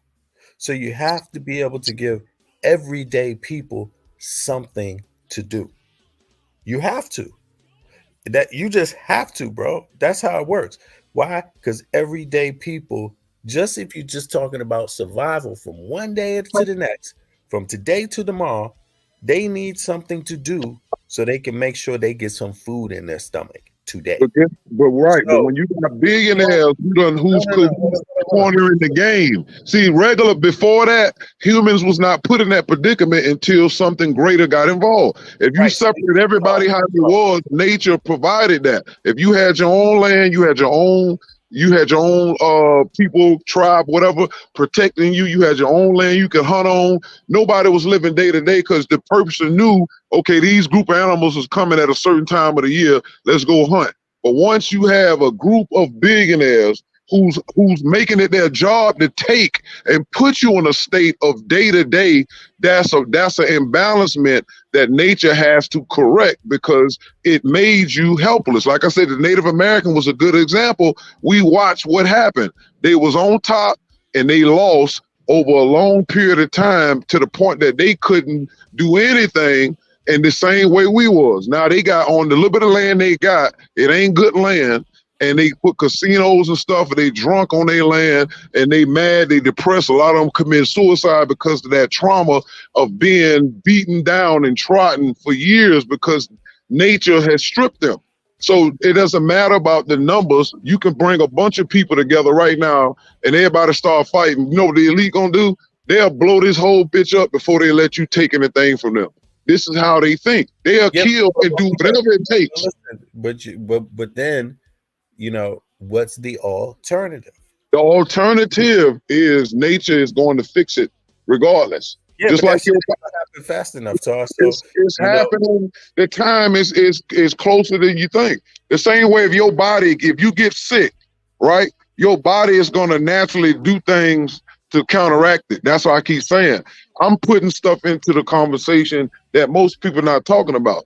I know the earth and the sun and all that stuff is alive. I know that they're actually involved in creating this situation to where it was. Now they have to fix it because it's bigger than us. Look at where we at. We have no control over how nations rise and fall. We participated in the fall or the rise. Yeah, but listen, man, there's some inherent. Listen, I understand what you're saying, but that's where I'm asking questions. So here's the thing. Now, if you start off saying there's nothing you can do, and if that's your theory, and so you're telling people don't do anything, there's nothing you can do, and your theory happens to be slightly incorrect, then you just set off a whole group of people that could have done something while other people being told to do something that you can do something now. They will be ahead of you in the future if that theory is off just slightly. But it's not, because if people investigate, like I got books, right? I think I emailed you some books. I got information that they need to look to give them another option. But but that option does not include getting yourself killed. There's something that they can do, is meaning educate themselves and remove themselves and prepare. No, you it's not even educate. Yeah, educate yourself always. That's great, but feed yourself, house yourself, provide water, provide clean clothes. You know, you have to survive in the meantime. So, and you have to improve too. Now, one group of people being told they can improve, work, organize towards improvement. Here's Agenda 21. This is what's going to happen. This is where the government's spending this money. That's the optimal thing, to know where is the government going to lay down the infrastructure money so that your building is right next door to where that money line is, so that your home is in proximity to where all that money is going to be invested, so that you can just kind of get, you know, catch that wave a little bit. Other people are functioning that way. So when I say, what can you do? And our people are being, the answer is nothing. What if the plan is off just slightly, Tar?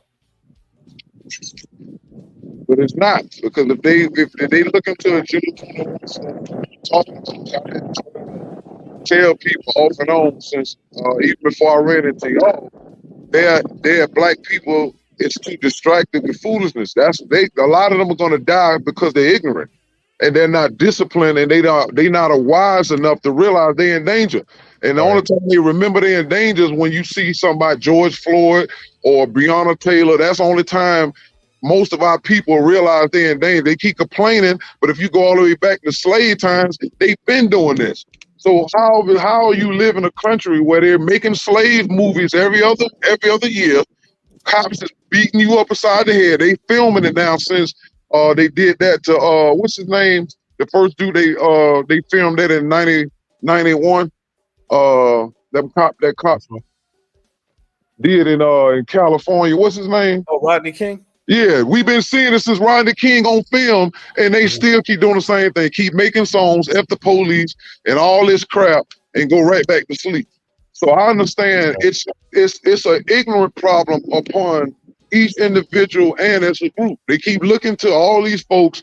They're not going to tell you nothing. Now, Taraji P. Henson, now you want to cry about how you ain't getting paid correct, but we already know they're not going to give you no equal pay. You only saying things now, but You should have knew that. This is why I did a video a couple of days ago about how you got house niggas and field niggas. All these people are house niggas. Kodak Black, Kendrick Lamar, all these people want to be That's a good like. segue. Hold on, Todd. You about to segue into the next part.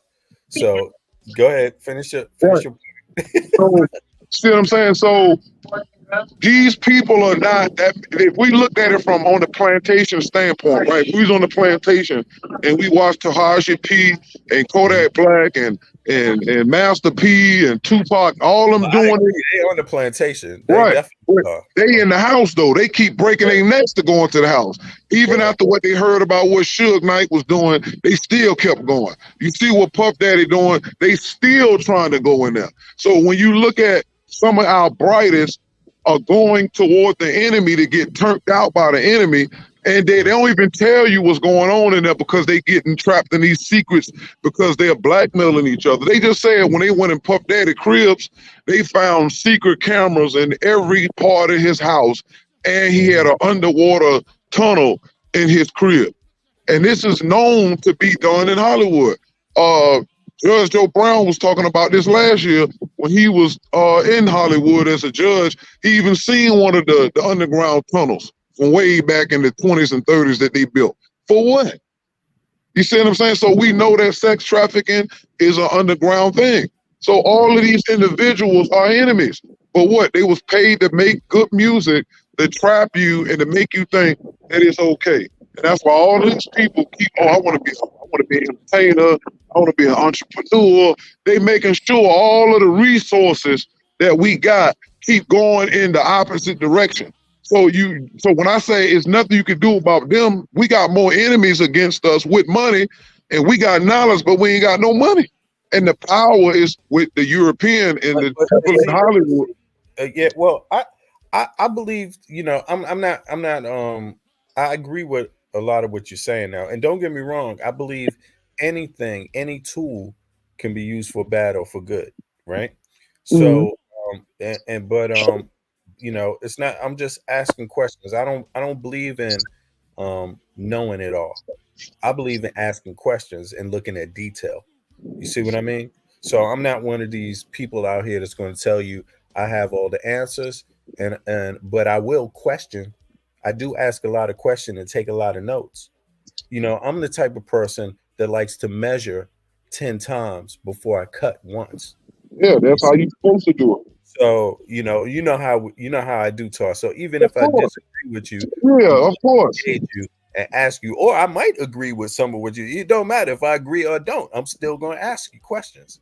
Yeah, I just ain't got my whole presentation down where I can actually show you law for law and all of that stuff, and then you can. To a lot of people, not to cut you off, Talk, and to a lot of people that might want to know why you come up here and why I speak with you. Some people might think some of the things that you're saying is a little crazy or off and things like that. But I say, okay, well, that's fair enough. You might think that, but look at how many people go and believe in Jesus.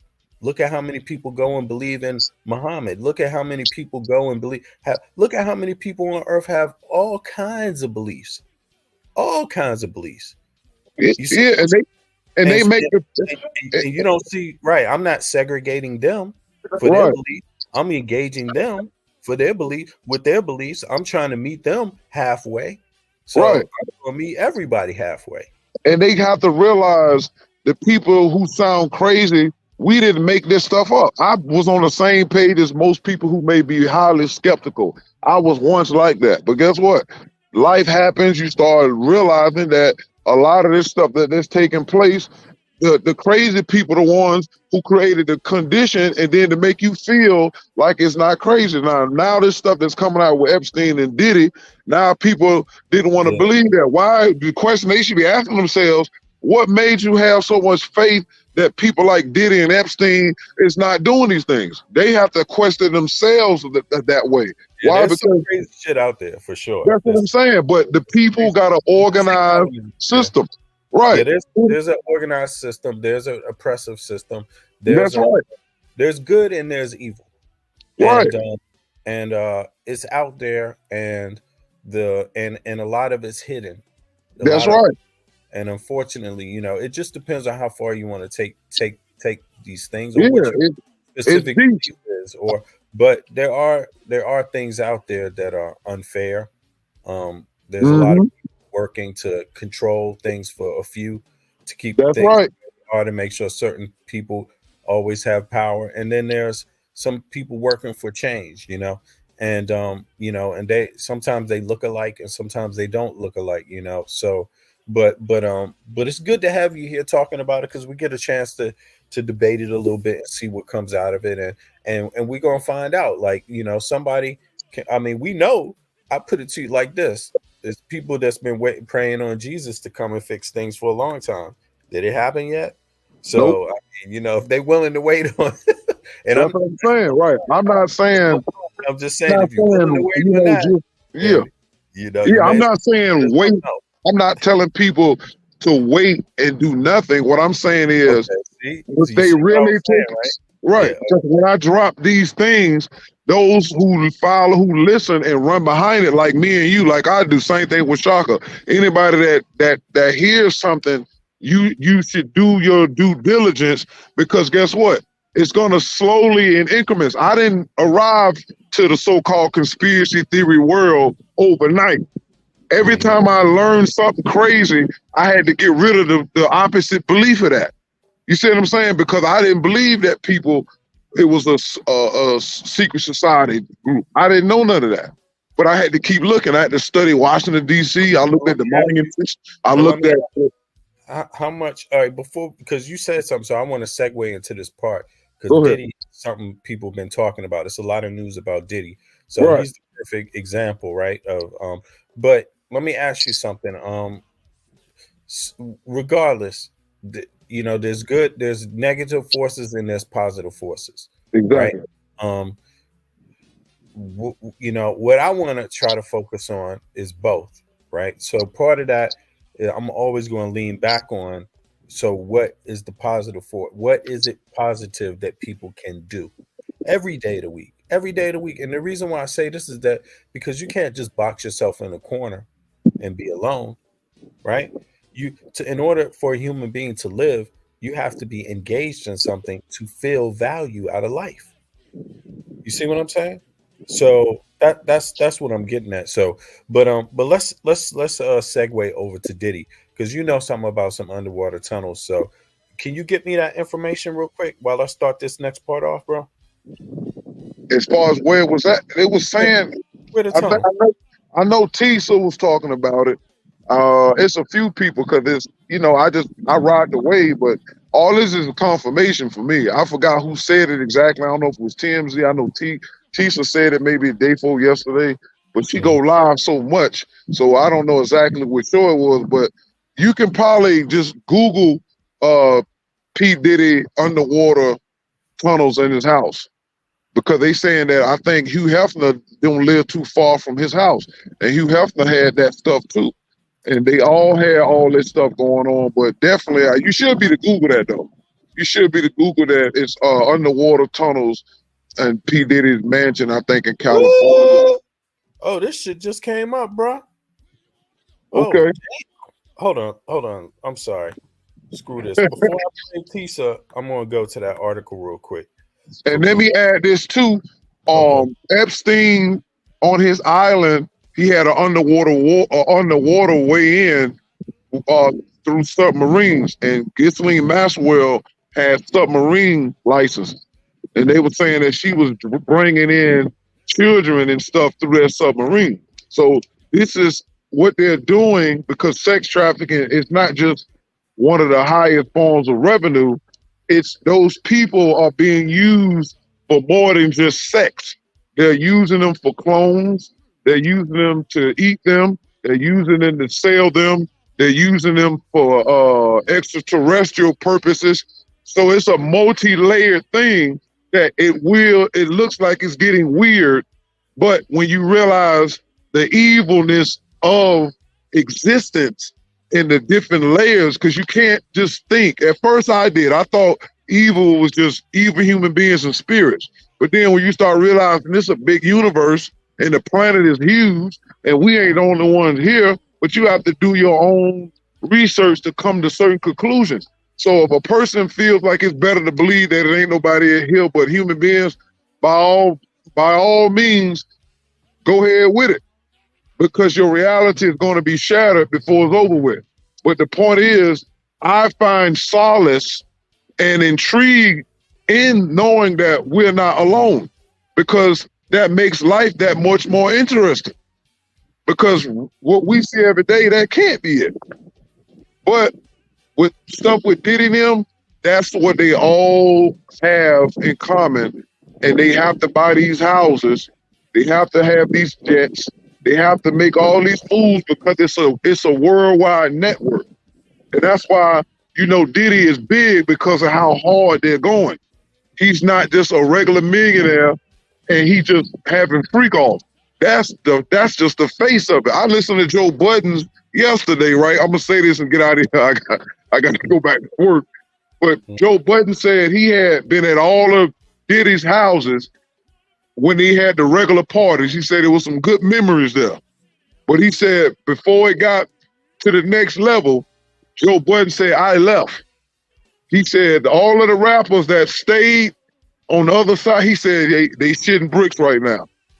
So Joe Budden's confirmed that he knows something else is going on. And the other guy, remember that guy that Torre that interviewed R. Kelly years ago, and he asked, and Kelly was like, how young is too young? Remember he asked Kelly that? Mm-hmm. If you go to the Breakfast Club, it's on there. I seen it this morning. His name Torre. He said he had was talking to Diddy. He said him and Diddy was friends for years. He said Diddy was looking for an assistant, right? He said I got somebody, a family member that need the job. He said he hooked him up. He said about 4-5 months in, he said his family member, I think he said, quit working for Diddy abruptly. Didn't say why. He said 12 years later, he said Diddy, the reason why he quit because Diddy told him to come spend the night with him and don't go home, and the person quit. You can go to the Breakfast Club right now and go back a couple hours in the morning. His name Torre, Toure. That's his last name. He confirmed that today. So this is not nobody picking on Diddy because he's black. It's just the time of the evil to be exposed. That's been happening for the last at least 2,000 years of this type of evil. They said they got an underwater, in this article, they said he has a underwater tunnel that leads to a grotto. That's a cave. There you go.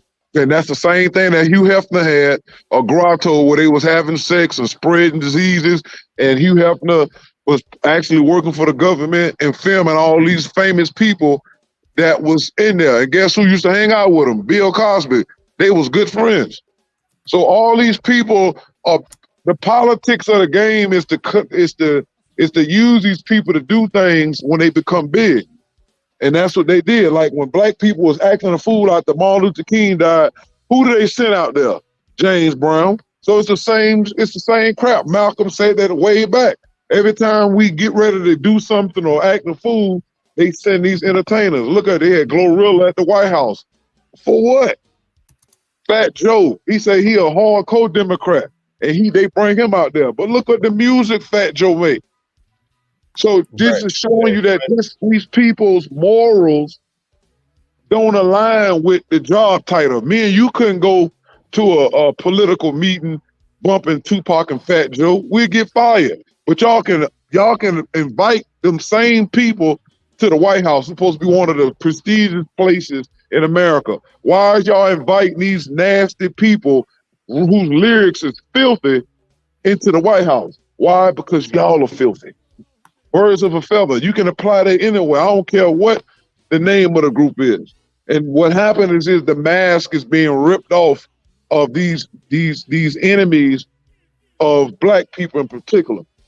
And they done used these folks for years. So guess what? The FBI is evil. So is the CIA. But they also can be used to do good. You see what I'm saying? So I understand the dualities. Yo, Ty, don't get me taken off the damn internet, man. Come on now. All right, next. Oh, damn, dude. You got, All right, listen. My Oh, bad. Jay, you got something to say? What the fuck? I will go back and mute that part. Right Sorry. now, man. I know, right? I'm giving you all Yo, the freedom to speak, and now you trying to take me under and shit. Yo. I just thought maybe we need to phone the ambulance for Donny. He's laughing so hard, his ribs must be I think he must have sore ribs by now. Trying lost his goddamn mind. But this is like the Twilight Zone. Y'all But can debate it. Y'all debate it however y'all want.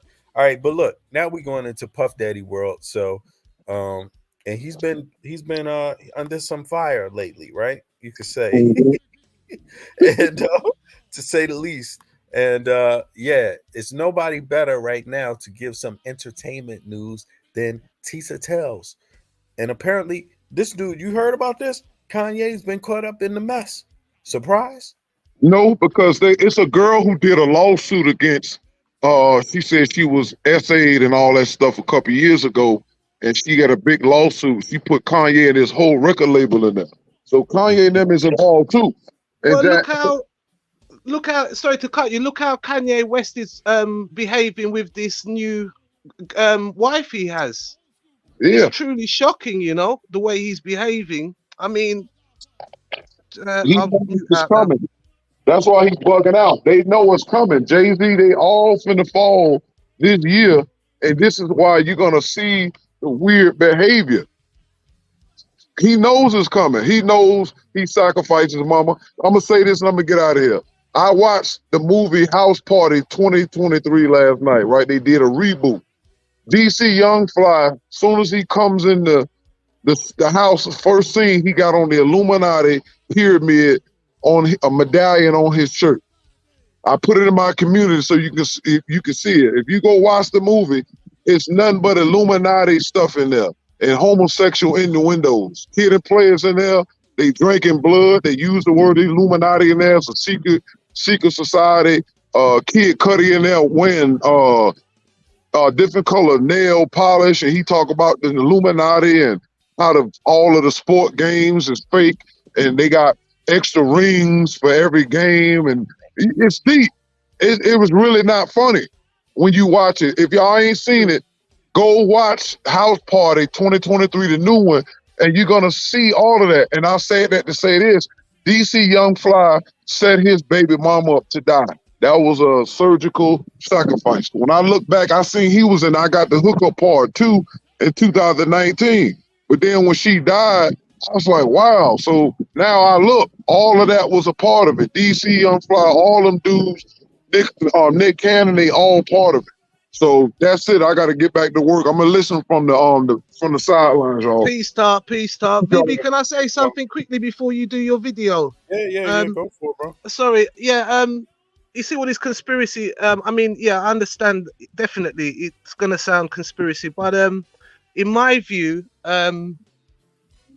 one thing I think's happening is they're making science fiction a reality, and the rise of Elon Musk, to me, for me myself, is the same character as Lex Luger. So I'm gonna mute out. Okay. Yeah, you gonna mute out on me and leave me stuck with that intro. All right, bro, I got you. It's Lex. No, but what do you mean? What do you think, VB? I mean, it's you know, it could be, man, but that's a well, big look at the analogy, Jetsons. We man, had the but it's like, Jetsons. I don't believe in his ass, man. I'm scared. I'm scared of all these rich folk, bro.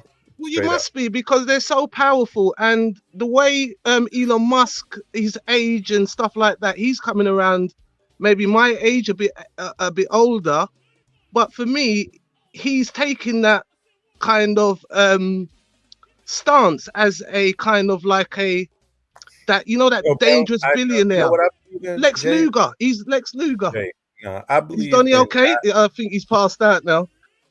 Sorry. Yo, Jay, I believe in dialectic materialism. I think that's what's going on.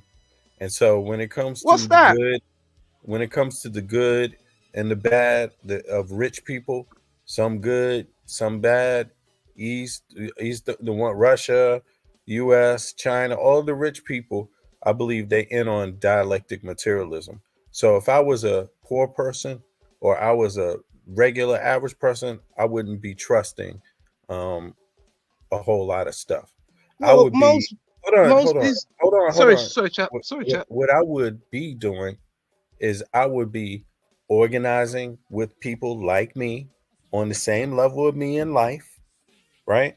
The same level, to secure and make sure that our rights are secured, to make sure that these rich, wealthy people don't just take away our goddamn rights, yo, like straight up. And I'm serious. Dialectic materialism. What I mean by that is like the idea that one group is good, the other group is bad, but and they're fighting each other, good and bad, but in reality, they're working together behind the scenes. So don't go out there and be a bulletproof vest for somebody else so quickly. You see what I mean? Like, I believe in this theory, don't beat the beater. That means you're not supposed to be fighting with somebody on the same level as you. Fight up, shoot up, not across, not You down. shoot up. Listen, the Now, UK so just got this new. that's how I look Oh, at it. sorry. Okay, yeah. Okay. Well, the UK have just put out this laser. They've got this new laser called the Dragonfire. I put it on Mhm. one of my shorts. In with technology wise, everything's dropped down from the military. Even the mobile phones, GPS, everything like that. Even the television, everything down is down from the military technology. The question is, how far have they gone? Because what they show us or what they give to the people, they're drip feeding us, right? I remember they spoke about laser beams being in Vietnam War. You know, they found bodies in the Vietnam War that were like, you know, they couldn't understand. So these things could have been around for a lot. They could have had this technology a long time, but we don't know about it. Most of the governments, especially like the UK, is the worst for it. That's why UK is so dangerous. It's because they have scientists that are building weapons, just like the US and China and stuff like, and technology that I can't even fathom where they are. I mean, they're flying to space.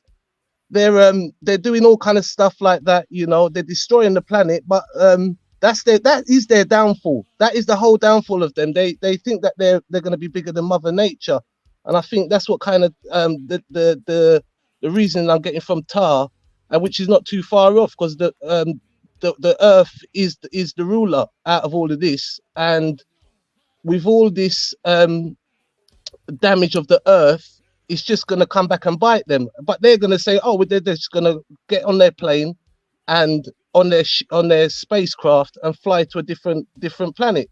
But what they're going to do as well is destroy that planet, because as soon as you go to another planet and as soon as you put your steps, you take one step on there, now you've brought all your microorganisms into a place that's never had these organisms. So that's Right. going to be this. So Yeah, this is exactly. that's what I'm with. But you're 100% right, VB. And as I said, it's just all about research. But I'm going to mute out, sir. Okay, let's go to this. Let's see what they got to say.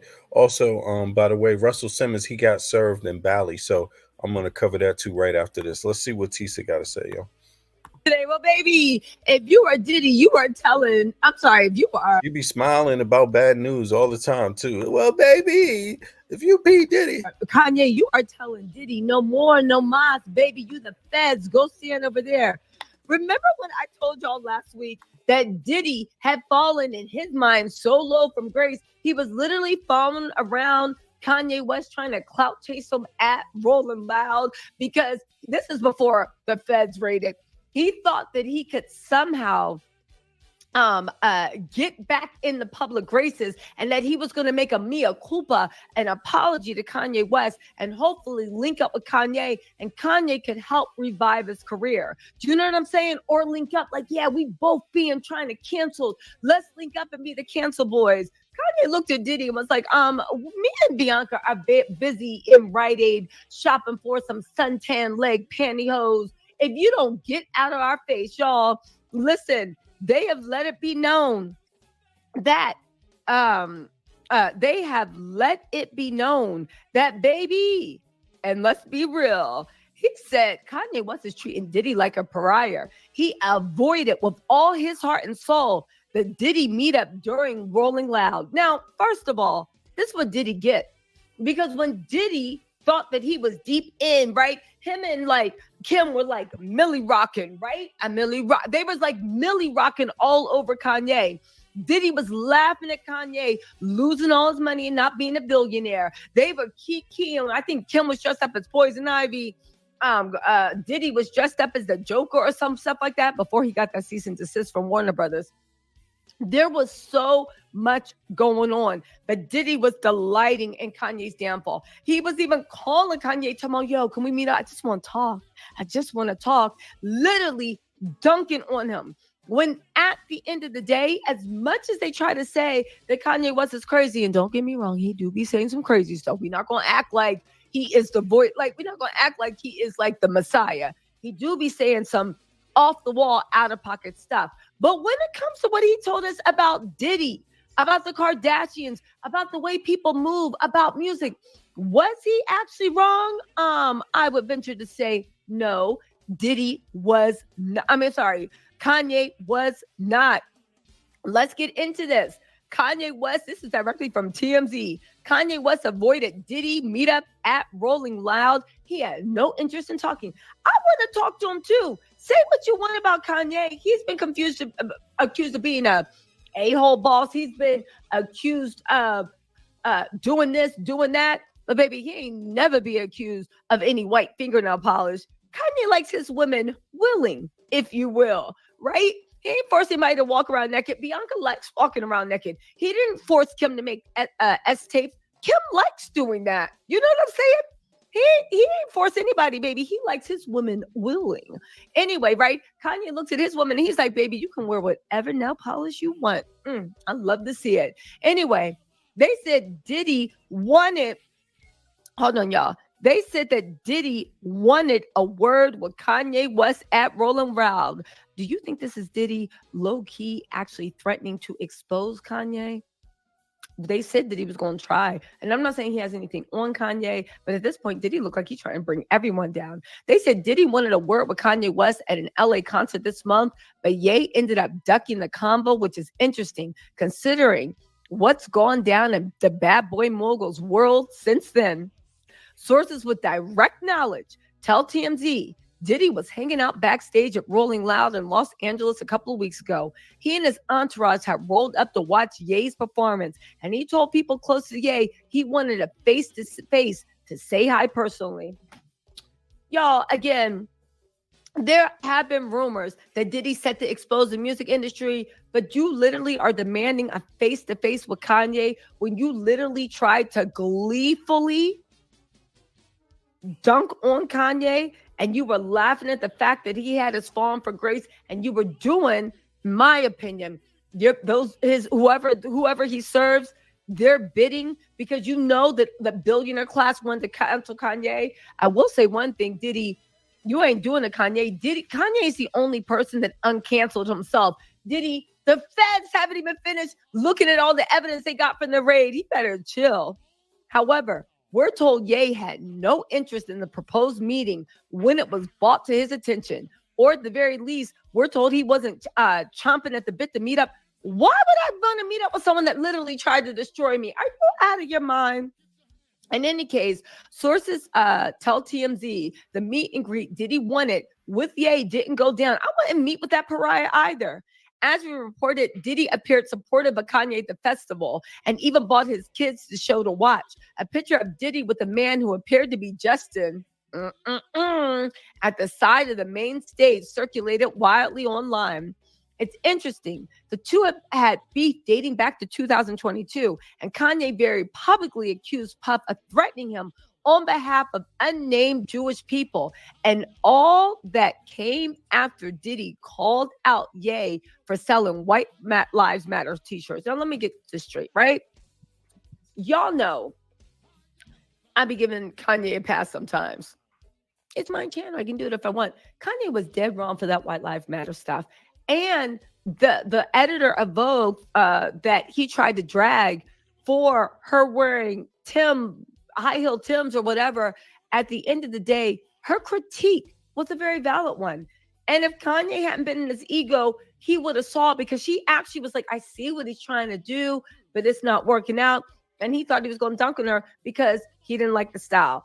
That said, what Diddy did was something over and above, because he wasn't defending the editor either. He wasn't defending the black woman in the situation. He was just dunking on Kanye because him and Kim had linked up. By the way, did you guys know that Kim unfollowed Diddy 24 hours before the raid? Now, I'm not even, far be it from me to imply that Kris Jenner has a lot of connections. Federal judges issued search warrants for the raid. Some people are saying that Kim unfollowing Diddy 24 hours before the raid was a way to tip Diddy off that the raid was coming. That is why Diddy was all over the place, wasn't home, private jets moving. Interestingly enough, Diddy's private jet has been moving around all over with him on the flight logs, but Diddy's not inside. We're going to do a video, or maybe I'll go. I'm telling you, man, dude is moving that plane around and he's waiting for the right time to get on some. It's a distraction, bro. The plane's a distraction. Like, he's looking to run, man, and they know it. They know it. They just waiting. That's what I think, man. It's but let me just let her finish her little commentary here real quick. Live later on to talk about that. It's actually really good, right?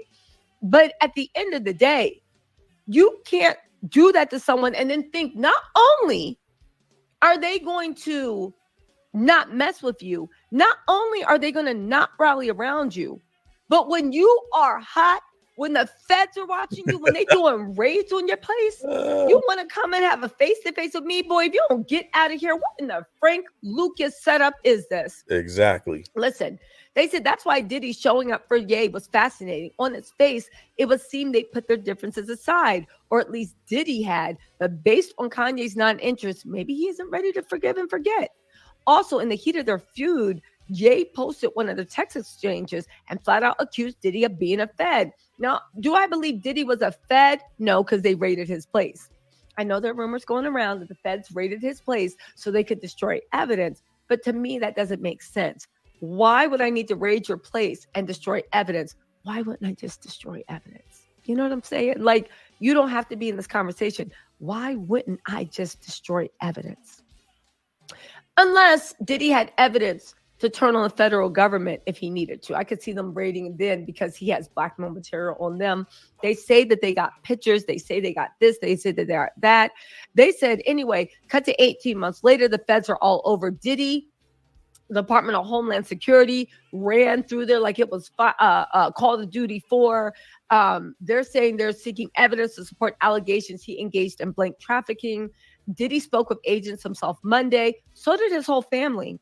And on the Miami airport tarmac, as a member of his entourage was arrested, he was seen pacing around outside the airport. The reason why he was pacing around outside the airport is because his kids, I think it was Quincy and the twins, were being questioned for hours by the feds. And Diddy was not invited into the conversations. He was probably worried about what they're going to say. Diddy denied all wrongdoing thus far, and his attorney called the raids a gross show of excessive force as well as a witch hunt. They turned his place inside out. Ice cream pillows kicked against the wall, probably busted through aquariums. We get it. But at the end of the day, speaking of that, as much as Diddy's lawyer said, oh my God, this is a travesty of justice, this, that, and the third, how dare you do this, right? How dare you do this? You know that the feds have come out and gone on record. They said, we believe that there is this is directly from page, the New York Post.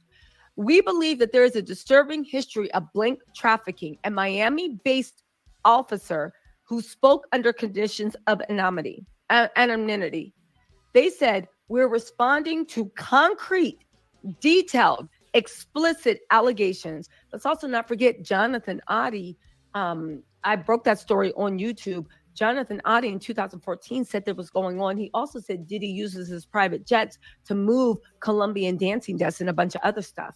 I'm just saying, it's funny how Miami's being raided. Anyway, they said we're responding to concrete, detailed, and explicit allegations. This is not random. We didn't choose Diddy's name out of a hat. We had allegations that we're following up on. So as much as they try to say this is baseless allegations, the feds came in and literally said, baby, we have reason to believe that these allegations are based on something concrete. The public first became aware of allegations against Diddy via his ex-girlfriend Cassie, who filed a federal lawsuit against him in November.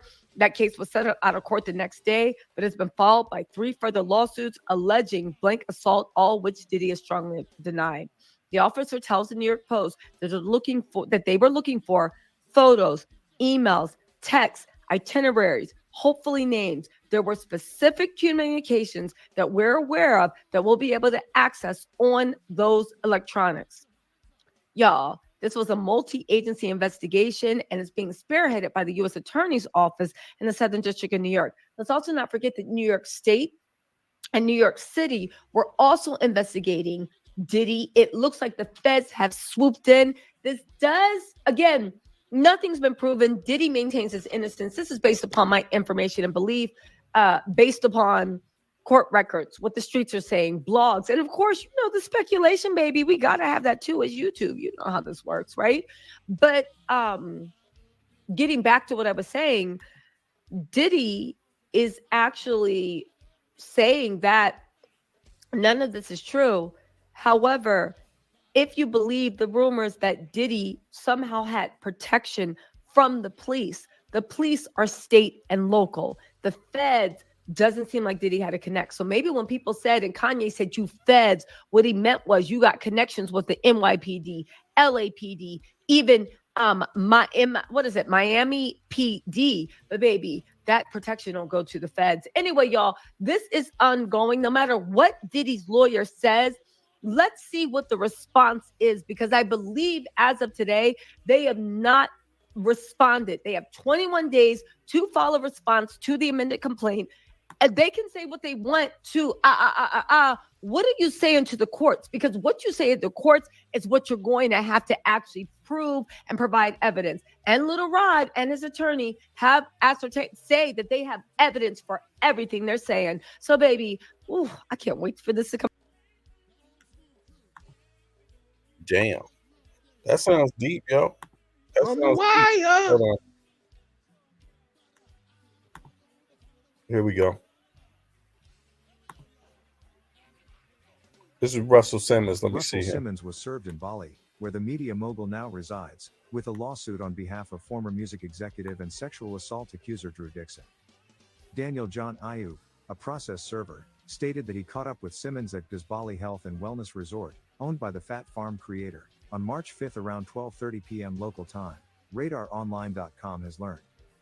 Dixon, a former staffer of Def Jam Recordings, took legal action against Simmons for defamation, having alleged that she was raped by the star in 1995.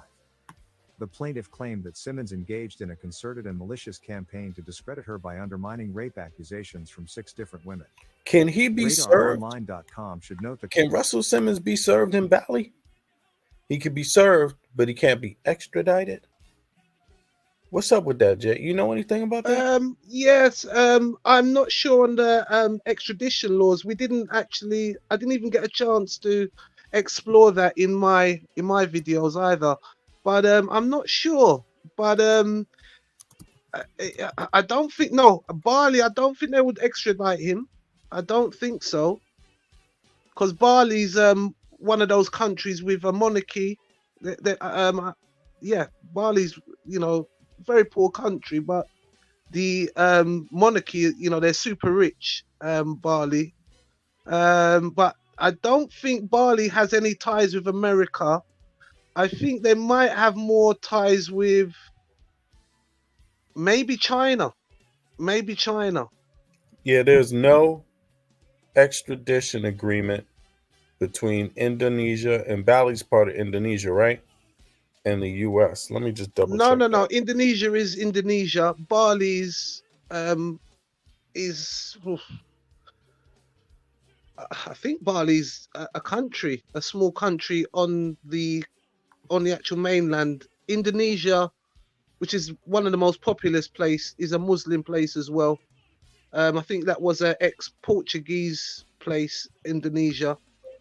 And Wait a yeah, second. I think Bali got a treaty. I think they do. I'm go well, ahead, he'll keep be on his talking. way out I'm soon gonna look then, it up. I'm gonna because look they'll it up. just Hold on, roll it. keep talking. Keep going. Yeah. So I mean, this guy here, he gives me a bit of the creeps, to be honest. Um, Russell Simmons, when he speaks and that, I've heard him speaking to. I think there was some footage of him speaking to his daughter, so I kind of saw the other side, that he can kind of be quite a rough character. I think just like Puff Daddy, just like all of them, I think they have this kind of Jekyll and Hyde. You know, they have this image that they're very good at showing a certain image to the public, but behind closed doors they can be really horrible characters. That's just my belief, but he definitely gives me the creeps. And I see him doing all kind of yoga moves. He just really looks. I just really don't like his style. He really has a kind of aura about him of one of those kind of characters that would prey on vulnerable people. Mm-hmm. I understand you. He seems very clever, man. So he has similar eyes to by the way, to Puff Daddy, man. The way they kind of glance. He has Uh that kind of evil look, isn't it? I It's don't want to like, call it evil, but it's yeah, just sorry, an interesting look, you know. But yeah. Hold on. yeah, Wow. Now let me see something. sure. Indonesia is a decent option if you like living in a city. While Bali is already well. Wait a second. No, this is if they're talking about the best place to run. Let me see. Let me see. Let me control F that Bali. Right now it says Indonesia. Okay, while Bali is already a well-known base for many nomads, Jakarta is one of the cheapest cities. Citizenship, non-investment. You know what? Okay, little chances of extradition to U.S. without a treaty. Other option. Okay, Indonesia. Yeah, I don't think they have a treaty, Bali, but I'm not too sure what that means, bro. To be honest, I think it might be case by what a treaty means is that you know there's already a law, already agreement set in place that's going to automatically happen according to certain checks and balances. Boom, that's a treaty. That doesn't mean they can't turn his ass over. You see what I Well, mean? yes, but if they don't have an extradition law, then obviously, No treaty, a extradition treaty. treaty. Yeah, Yeah, I think the treaty is different to, you could have a treaty, say like a treaty could be, right. I There mean, you go. especially like, You see what Andrea said? Bali is a province of Indonesia, and they don't have an extradition treaty with the U.S. okay, yeah, Exactly. perfect. I thought, Sorry, I yeah, wasn't aware of that, so I Indonesia. stand So they corrected. don't have one, right? But I'm not too sure if that doesn't that they don't. You know, it depends on what it is. I think what No, it no, means no, is no, that no. If they haven't got an extradition law, they cannot do that. They don't. It's. I mean, people have when they choose to go to countries like that, that's the whole reason, and they end up they can't leave the country because as Mhm. soon as they board a plane or go, they'll be arrested. Because I think even if they go to say an airport, then that extradition law doesn't count. They can just hold you there. Um, you know. So Mhm. I think Mhm. that the once it's an extradition law, just like Brazil, it's not been updated, but it's there's quite a few countries. You could even check the countries that have Look at this, are in bro. that kind of, yeah. No, no, no. It doesn't mean that they can't. It just means that that there's not an agreement set in place already where any person will automatically be turned over. You know, it's a the yeah it's and it's likely, like you said, that they would never do something like that anyway without that treaty. But it doesn't. You know, I'm not too sure if that means in Bali's cases that they never turn over anybody to any Well, government. You see what I pull mean? up the extradition law. Let's have a look. Pull up what They it don't they means, don't because have I they don't don't really have a know. treaty. They don't have a see. The treaty would be the law, so they don't have a law. They don't have any agreement with the United States to turn people over. There's none. That means, and usually the United States goes for those kind of treaties because it's a process. It's a process of this must happen, and then boom, we're getting this. They agree. You give us this, you give us this information or whatever you're giving us. We do this, we check it over, and then if this and this works out right, it checks out, then we do this, which is the turnover. That's an agreement.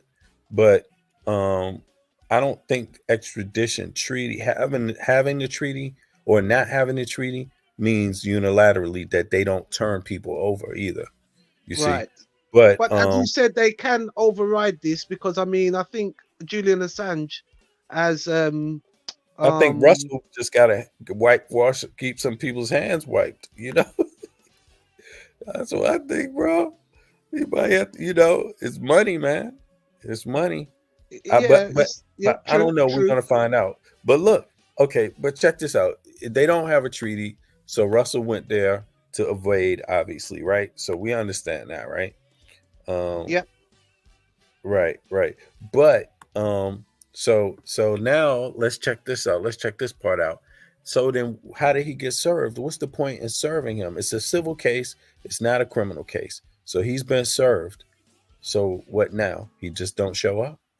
Well, the point in being served is kind of basically now you've got to stay in Bali, and if you do ever return to the United States, you know what's going to happen, basically. So he's kind of been how do you call it? He's been not marooned like Napoleon when they put him on St. Helena's, but he's been embargoed from the US. Is that's not the right word, but he's not, basically that's in different terms. Basically, any other country he's going to have to go to is going to have to be one that has an extradition law, and that's going to be a bit tricky because now that might change because I'm not sure how the treaty works like that. Maybe he could still be dealt with when he goes to another country. So basically, I think he's stuck in Bali now. So they're basically taking away citizenship until he comes and faces the charges. Yeah, Tar. He was served in Bali. Man. But it's a civil. Obviously, if he's served, it's a civil case. But I'm curious about what happens with that. Yeah, so we're gonna follow up with that. I think. Let me see here. It's almost 10. I think Shaka going live soon. Let me just check on that real quick. Shoot. Yeah. Let me see. He said he didn't know. I guess he's late or something. But oh, wait a second. He live, yo. Here we go. Everybody, here's the link. I'm gonna put the link in the chat. People. Respect VB a little bit. Yeah. I see you over there. It's this one, Jade. I'm gonna put it in the thing now. It's this one.